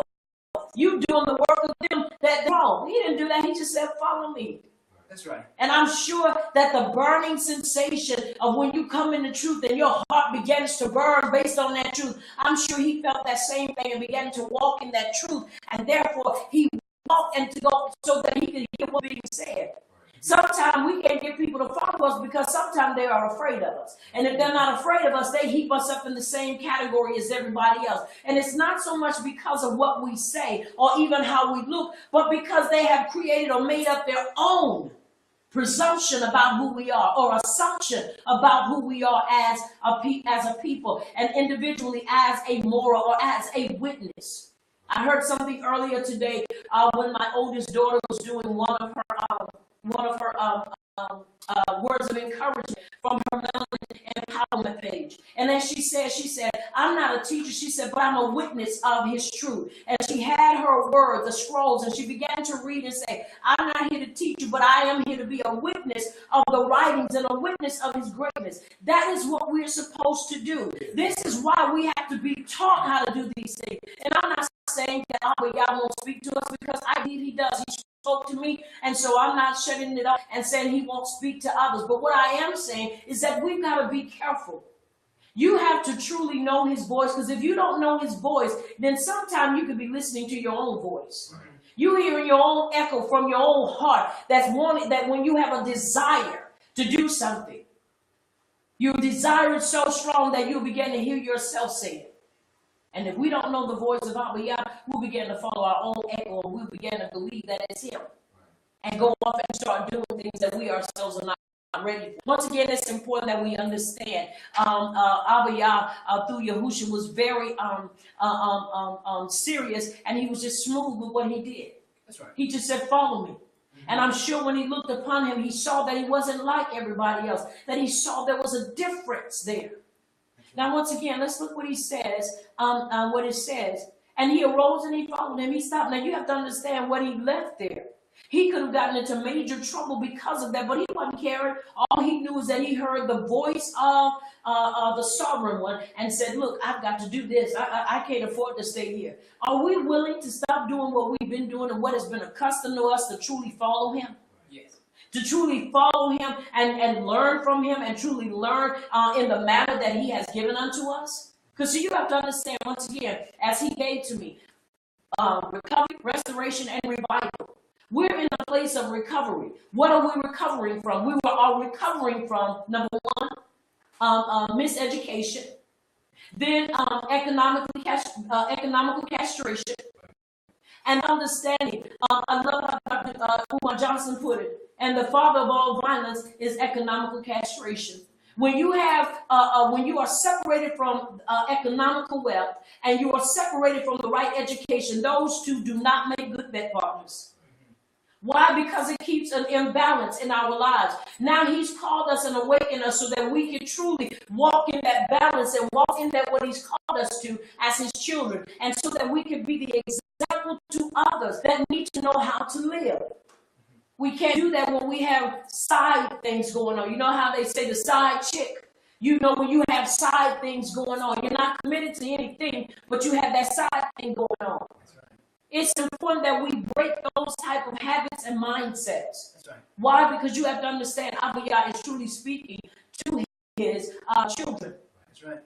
But I'm going to tell you this, he's not speaking to everybody. That's right. Now, you may not like that and you may not want to hear that, but he is not. Just because you understand what he's saying to you in the writings does that mean that he's giving you the overview of everything. That's right. It's important that we understand that. And this is why many of us are under major, and I'm talking about aggressive attacks from the enemy. Right. We're being assaulted in our belief. We're being attacked on every side. No matter what you try to do, the enemy is right there to try to prevent you from doing what our God has put in you to do. If it ain't the car that's acting up, then if it ain't your money acting funny, then it's the people acting funny and acting strange. You're doing, and yet you're constantly up against opposition. Well, no worries. Why? Because he said that we're not to fret ourselves because of these things. That's right. You have to understand this comes with the territory, the trying of our belief. Are we going to stand? Are we going to make it through the winter? Are we going to make it to see a bit of that new season that our Yah has predestined for our lives? Are we going to make it to that appointment? Make it without having to go and repent because we done slipped up and messed up. That's right. It's important that we understand that we got to maintain our focus. No matter what's going on in our lives, whether good, bad, or ugly, or indifferent. That's right. We got to maintain. Right. Now watch, they sat. Now look at what happens. And it came to pass, as Yahushua sat at a meeting in the bed, behold, many tax collectors and sinners came and sat down with him and his disciples. So now they're all right there. And they're in a place that now they are comfortable and they're ready to listen. When people are not comfortable, they will not listen. When people's attention is all over the place, they will not listen. That's right. They won't listen. This is why it's important that we have a heart and a mind to stay focused. Somebody say, stay focused. Stay focused. Say it again, stay focused. Stay focused. It is important that we stay focused. No matter what's trying to happen, you stay focused. If you know that you have a message to deliver, no matter what thing, a person, or whatever tries to come and change that, you maintain what he's given you to do. And once that assignment is up and done, then you get out of there. You get out of there. You break camp and go because your assignment is up. You have to understand it's important that we get the ear of those that are prostitutes. Because until we get their ear and we get their attention, they won't follow us.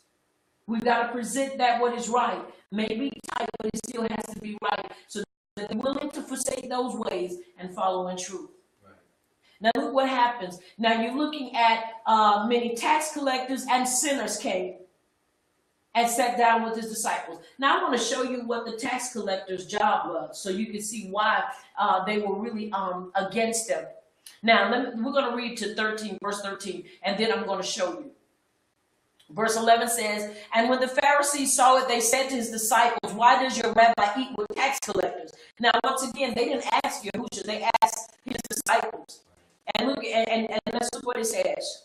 And sinners. You have to understand, tax collectors and sinners were basically equal. They looked at tax collectors as being sinners because of the job they had to do, because of the methods that they had to carry out in order to get taxes. Sounds like they, doesn't it? Yes. When they come and take your taxes or take out of your taxes, especially if you file state and you file federal and you getting your taxes back, and just say you had a bill that was delinquent, and they come and they take your taxes. Well, the way they do it is they don't give you a chance to really try to make good on it, especially if you done lost your job, you lost your house, lost your car, and they're thinking about a water bill, and you start saying, well, do you not care that I don't have that any longer? Does it not play a factor that I'm not at that place any longer? And I want to make arrangements, but when I ask you, can I pay this? Then you come up with an unrealistic number, and I say, well, no, I can't do that. Now we have no meeting ground. Right. And then what happens? Then they take your taxes from you, which the city tax into what belongs to the state. Once again, you have to understand there's a whole lot of stuff that's going on behind the scenes that is illegal. And it's illegal. Right. But because we've been made to believe that there's nothing we can do about it but accept it. Right. Once again, it's important that we understand why they had a hatred for tax collectors, because their methods were just as vile as those are of today. Now listen, let's look what it says. Yahushua sat and ate with tax collectors. These people were seen as sinners. But note, in the passage it says, why does your rabbi eat with tax collectors and sinners? So if tax collectors were sinners, then why mention the word twice? Now, it is like saying your rabbi eats with sinners and sinners. Now, it's important to understand why they had that mentality. Because you have to understand, when they hit your pocket, they hit your pocket hard. Now, if tax collectors entered a home, now let's listen what they had to do, and would be considered ritually unclean, and so was recorded even in the Mishnah that they would make everything unclean in the house. Why? Because they had to go and turn this over, they had to touch it and look at it and say, okay, well, this is assessed at how much silver or gold, and they had to touch this, and they had to pick that up. And so while they're going through your home, assessing everything, because they're not walking in Torah, they were considered unclean. And that meant everything in your house became unclean when that tax collector came in there. Now, once again, let's look at what's being said. Now, the Mishnah says this on this wise. Subject that if a thief enters a house, the chances are is not entirely ritually unclean, since he may not have touched everything. But if a tax collector enters, he would have to assess everything in the house to know if it its tax value. Therefore, he makes the whole house unclean. In other words, he would basically contaminate this, contaminate that, touch this, touch that. Now, you know, there are certain things that we don't mix. You don't go and grab, You don't go and grab things from cups and stuff in the bathroom and take them and put them in the kitchen. You don't take cups from the kitchen and put them in the bathroom. You don't grab that stuff and then go right in and touch that. You don't touch certain things and then turn around and touch other things. But because they were making assessments, they had to touch all this stuff. And by the time they finished, they would turn the house upside down and make it unclean. So it's important that we understand. See, there was nothing you could do about it. Now they don't in your house. They just check out how much you make a year. And by watching what you make a year, they go in and basically start touching everything you have. And so it's important that we understand, just as vital as they were then, they are just as vital today. Right. Now let's look at what it was. Under Roman rule, and this is the tax burden in ancient Judea. Under Roman rule, the Ibram of Yahushua, they paid a religious tax to the Jewish authorities for the maintenance of the temple. They also paid a tax to the Roman government, a tax that was often collected by harsh methods.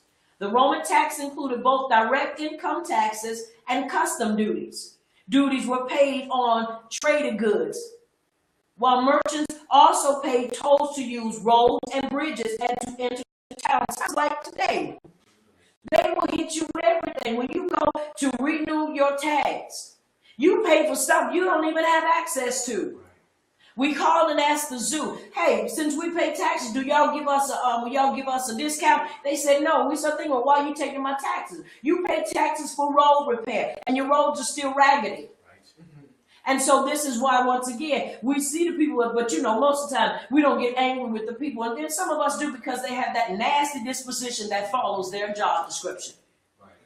Now listen what else it says. Now, the cumulative weight of these taxes discouraged economic initiative and thus produced conditions that made the tax even more oppressive. Sounds like today. Historians estimate that the total tax burden on the people, the chosen people, must have approached between 30 and 40%, and may have been even higher. Now you have to understand that's a lot. That is a lot. Now, if you had, let me do this math real quick. We're going to bring this up to, let's look at this. Saving, that's a lot of money. All right, bear with me. Now, if you had $4,000 and you do it times 40%, that's $1,600. That's a lot of money. All right, let's see, minus 4,000. So you are only left with $2,400 out of $4,000.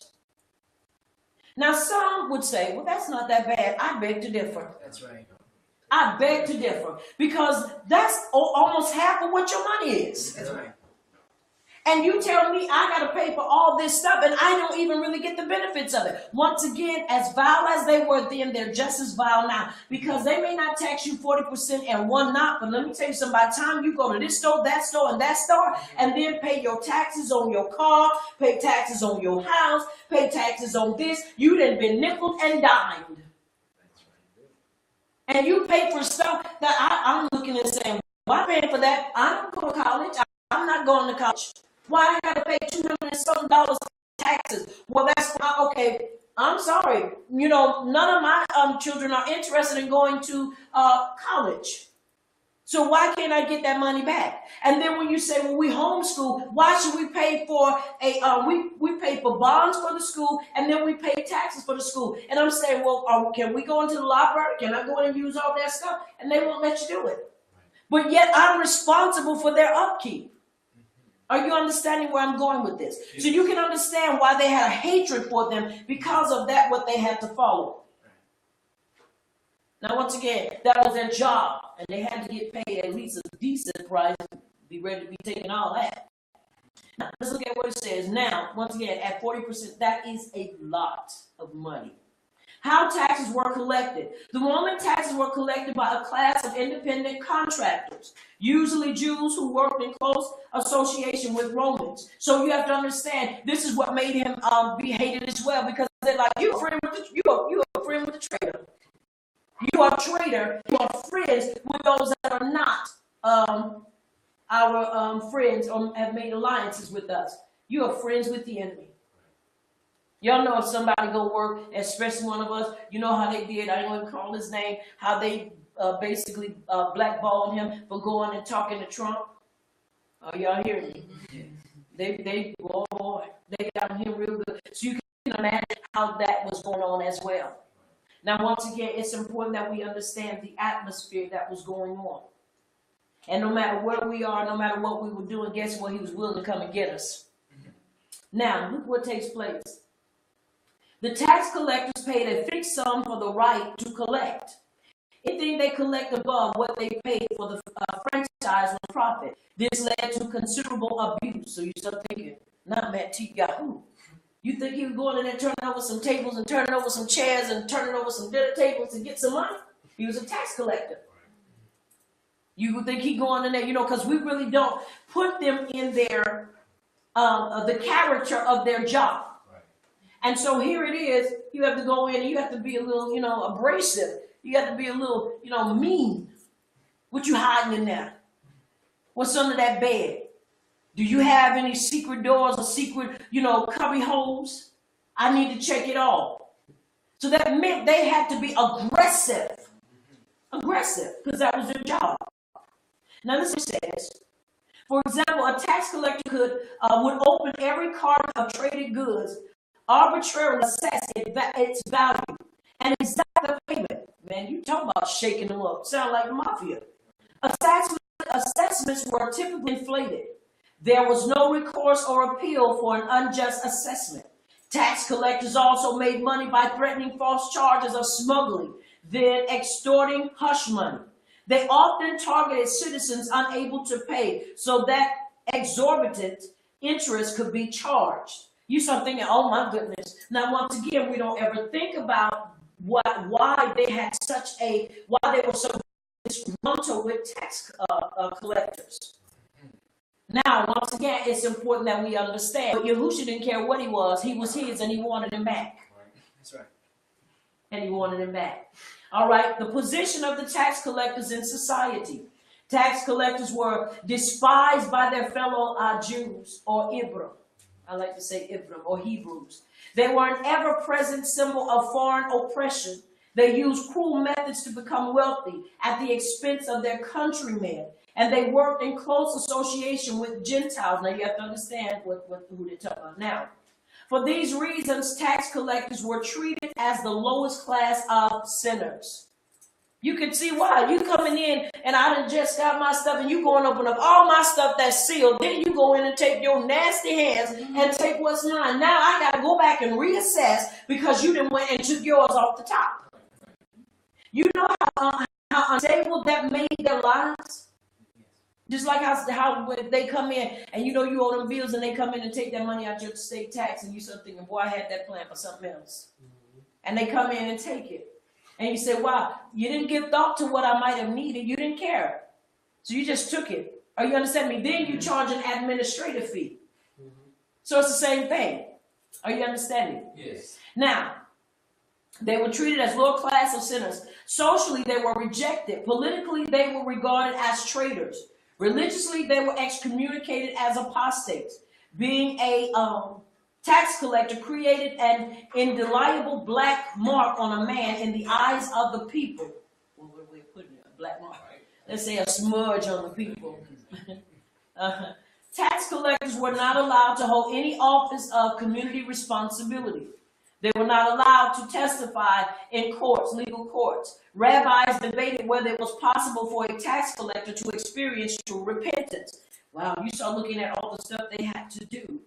And then why would you choose that job? Because you got to understand, you're looking at your way. Just like today, why do people choose the fields they choose? Because they're thinking about what? Their family. They're thinking about their quality of life. They're thinking about how they want to live and what it's going to take for them to live comfortably. They don't care about whether you live comfortably or not. They don't care. Their whole thing is, this is my job. This ain't personal. This is my job. And so when we take that mindset, that's where we find ourselves being in a whole lot of trouble. Now, once again, you will hear people that will make that basically that disclaimer. Well, it's just my job. It's what I do. But you start thinking, but you knew what that job entailed before you took it. Right.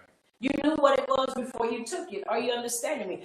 Just like I saw a post a while back where Ibram had to guard some Ku Klux Klansmen.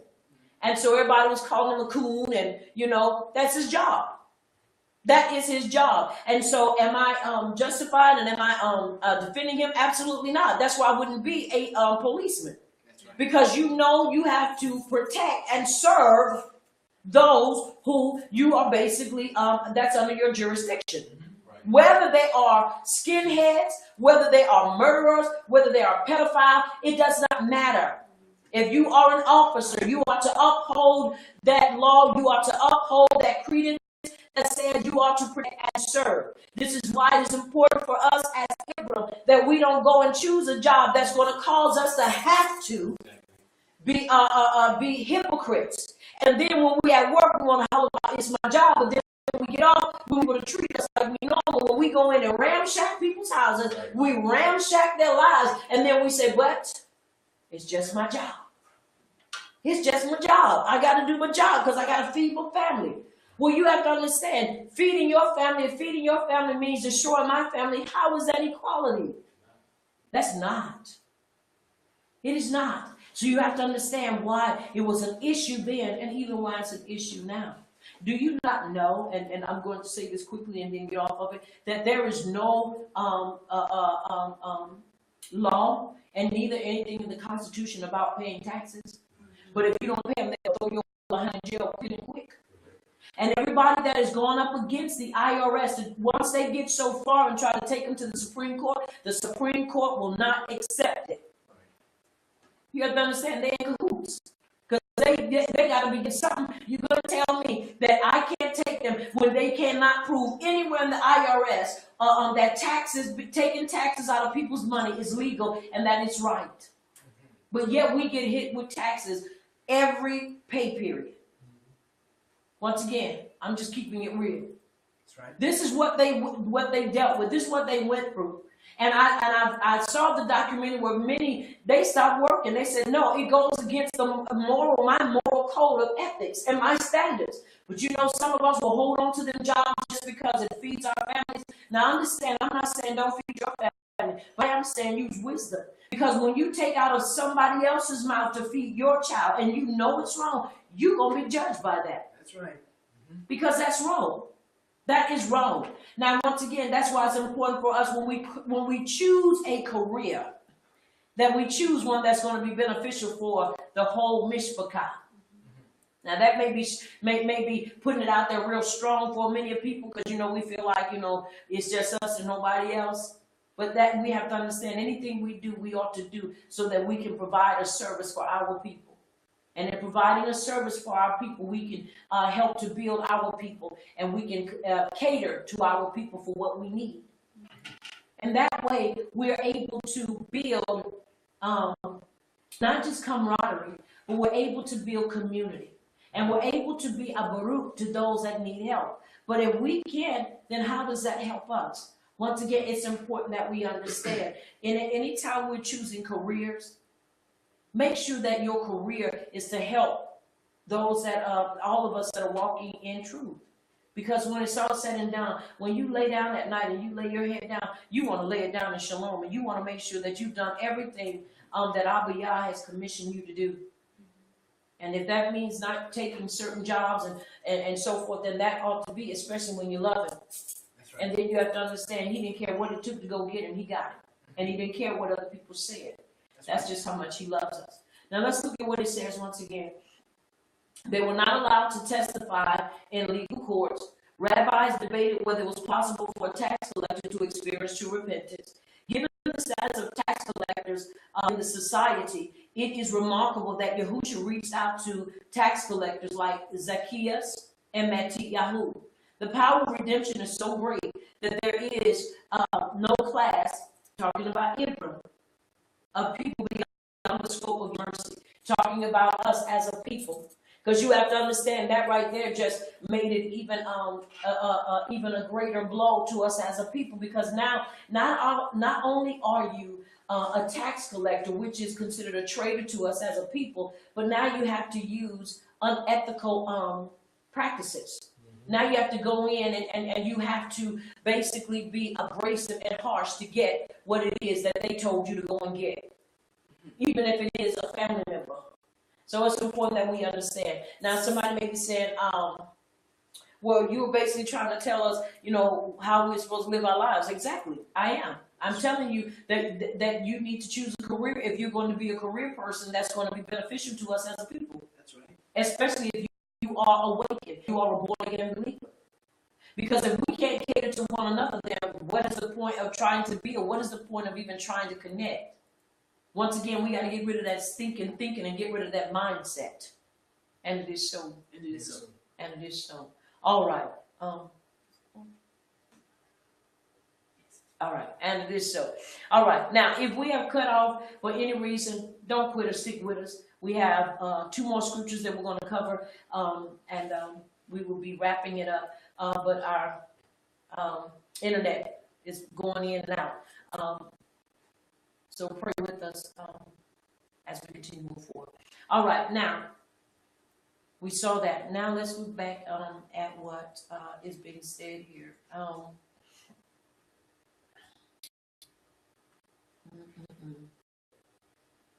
Now let's look at verse. Now, once again, we understand what takes place, because not only from this point of view, but also from the point of view where they had to go in and contaminate everything. So we see when they had to open up stuff. That's like somebody coming into your house. And me personally, when I buy certain stuff, you know, if you buy flour and you buy cornmeal and you have about maybe 2 or 3 bags and you got those bags sitting up, I do not like to have 2 or 3 things of the same thing open at one time. I don't like if I have our seasonings open and we got, you know, in there, and I go in the kitchen and I have 2 or 3 seasoning bottles of the same thing open, and you got this much in there, that much in there, and you got that much, or they're all open. That's one of the things I just do not like. But once again, you start looking at, that's what they were doing, basically going and opening up, and then if they took something off the top, then it just threw the balance off, and it just really caused instability with our people's way of living. It really caused a major shift for them. All right, and he said, they that are healthy do not need a physician, but they that are sick. Once again, you have to understand, when you don't know who you are, or you know who you are, and because you still are looking on, I got to do what I got to do because I got to make it, I got to get the grind on because I got to be the one that can, I got to basically be the one steering my destiny. I got to be the one that's in control of my destiny or in control of my life. Then that means I got to do what I got to do. And then look, and they'll say, no disrespect to you, and I don't mean no harm, but you know what? I got to feed my family, my mission for God. And so when you get that mentality, you tend to do certain things that are unethical. Now, once again, you have to understand, he did this, but Yahushua did not leave him there.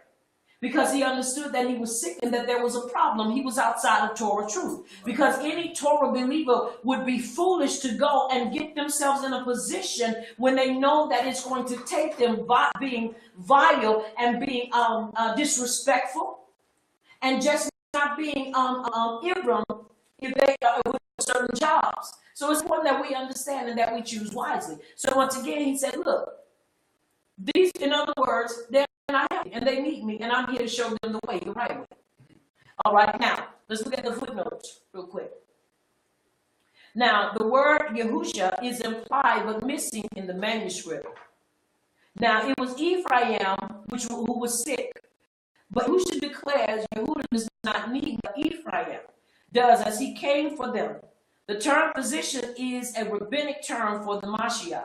So, once again, it's important that we understand what was taking place here. Now, when we look at verse 13, which is our verse, and it says, but go you and learn what that means. I desire mercy and not sacrifice, for I have not come to call the upright, but sinners.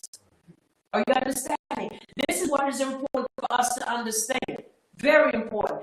Because when it's all said and done, only those that know they are sinners and know that they need help are going to be the ones that accept you anyway. Right. Anybody else, they're going to fight you and they're going to go crazy. Now understand, I'm not talking about the church. That's right. I'm not talking about Christianity. I am talking about those of us that are born again believers walking in truth. All right, verse 13 once again. He said, but go you and learn what that means, because they were unlearned. They felt like Yahusha should have rejected Metit Yahu and Zacharias. They felt like that he was supposed to, Zacchaeus, that he was supposed to reject them and that he was supposed to be mean, turn his nose up at them, and that he was supposed to shun them. They expected that. Isn't it amazing at times you meet people that people want you to do the same thing to our people? Right. Just leave them alone. Now, I have to admit, there comes a time when you have to back up from people. And then you have to wait for Ruach Kodesh to show you how to go in a whole nother way. Because sometimes you're trying to go straight with people, you can't do it. You got to ask them, Yahuwah, is there a side door? And I'm not talking about using sideway ethics. I'm talking about, is there another angle that I can come at to reach them? Because I need an angle, because trying to hit them head on is like hitting a brick wall. I ain't making no headway. Are you understanding me? It's important that we understand that, once again, we don't cut corners, but we look at, is there another angle? Is there another way possibly that I can reach them so that I can talk to them? He didn't tell him what he was getting ready to do or where they were going. He just said, follow me. That sounded tantalizing. And he left like, they can have the booth, they can have everything in the booth. This sounds far more greater than what I was doing. Are you understanding me? Yes. All right, now, he said, I desire mercy and not sacrifice. But I'm not come to call the upright, but sinners. Now, let's see what the footnote says, and then I'm going to come back on that. Now, the only ones who were remotely close to uprightness were the people in Yehuda. Some of them, not all of them now. Yes. Now, Hosea 6:6 says, the words to repentance are missing in the manuscript. Or Hosea 6:6, the words to repentance are missing in the manuscript. Now, let's go back and let's look at this again. But sinners. Now, he says, now we understand what a sinner is. A sinner is one who does not adhere and observe the Torah. Well, you have to understand, by the time Yahusha came, they were already, many of them, walking outside, practicing outside of Torah, the Torah wall. Why? Because they inherited the disobedience and the rebellion.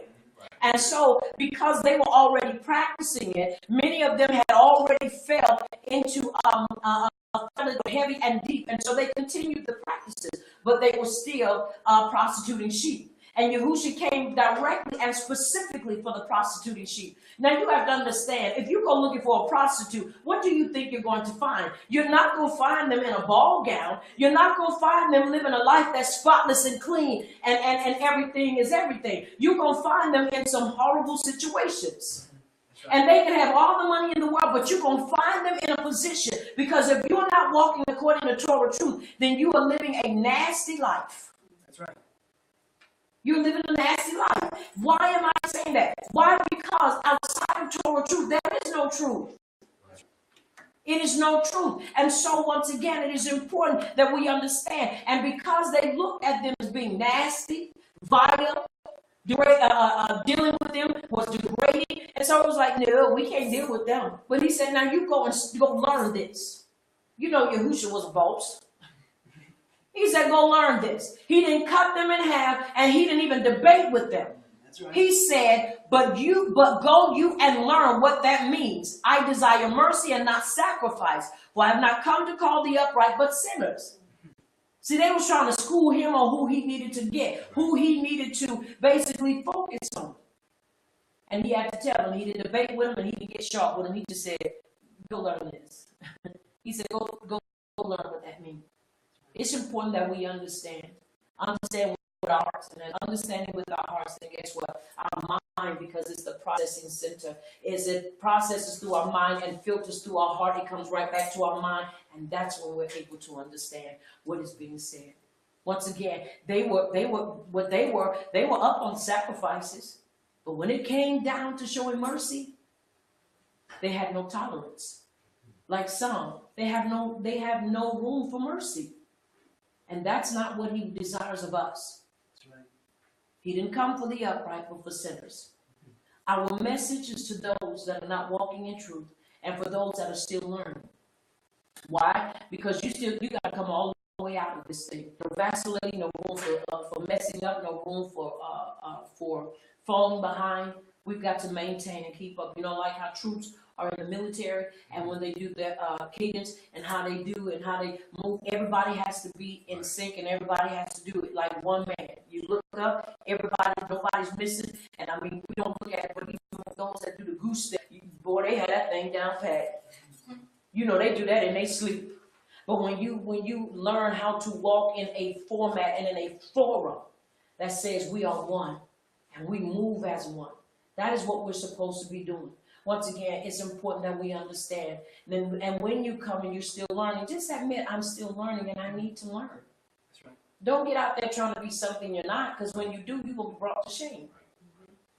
But it's important that we understand where we are and what is it going to take for us to continue to move forward and continue to be the people, the children of power that he's calling us to be. Once again, I pray that Abba Yah continues to touch you and that he continues to bring you through and cause you to mature in his Torah. I want you to remember that I am Prophetess Sabrina Brown, also Mora 777. I want you to remember what tomorrow is, Yom Reviv, a day of what? A day of exercise. I want to continue to always make us aware of the things that are important, eating right, drinking right. And I'm not saying don't eat meat, please, because that's not what I'm saying. But what I am saying is just make sure that when we eat, we make sure we have the right combinations of food on our plate so that we're able to digest our food and able to keep our weight manageable. I don't know about you, but my quest is to do some training, some martial. Yes. I'm going to do some of that too and be able to do it and not be tired, trying to fight somebody. So it's important that we understand what we're supposed to do. But truly, it's important that we not only shape our ruach, but also that we keep our bodies in shape so that we can truly be fit inside and out. Once again, I want to say to you, keep your heads up, keep your shoulders squared, and keep your feet and your heart in the Torah, because we can't go wrong when we continue to use what is given unto us as a means to develop and to grow. Once again, I am Prophetess Brown, also Mora 777, and I am the leader of Messengers of Yahuwah's Kingdom of Great Belief Ministries located in South Carolina. I want you to remember here at Messengers of Yahuwah's Kingdom of Great Belief Ministries, this is the place where the Torah does the body excellent. I also want you to remember that you've been touched by Champion TV, a place where the champions reside, and it is so. And it is so.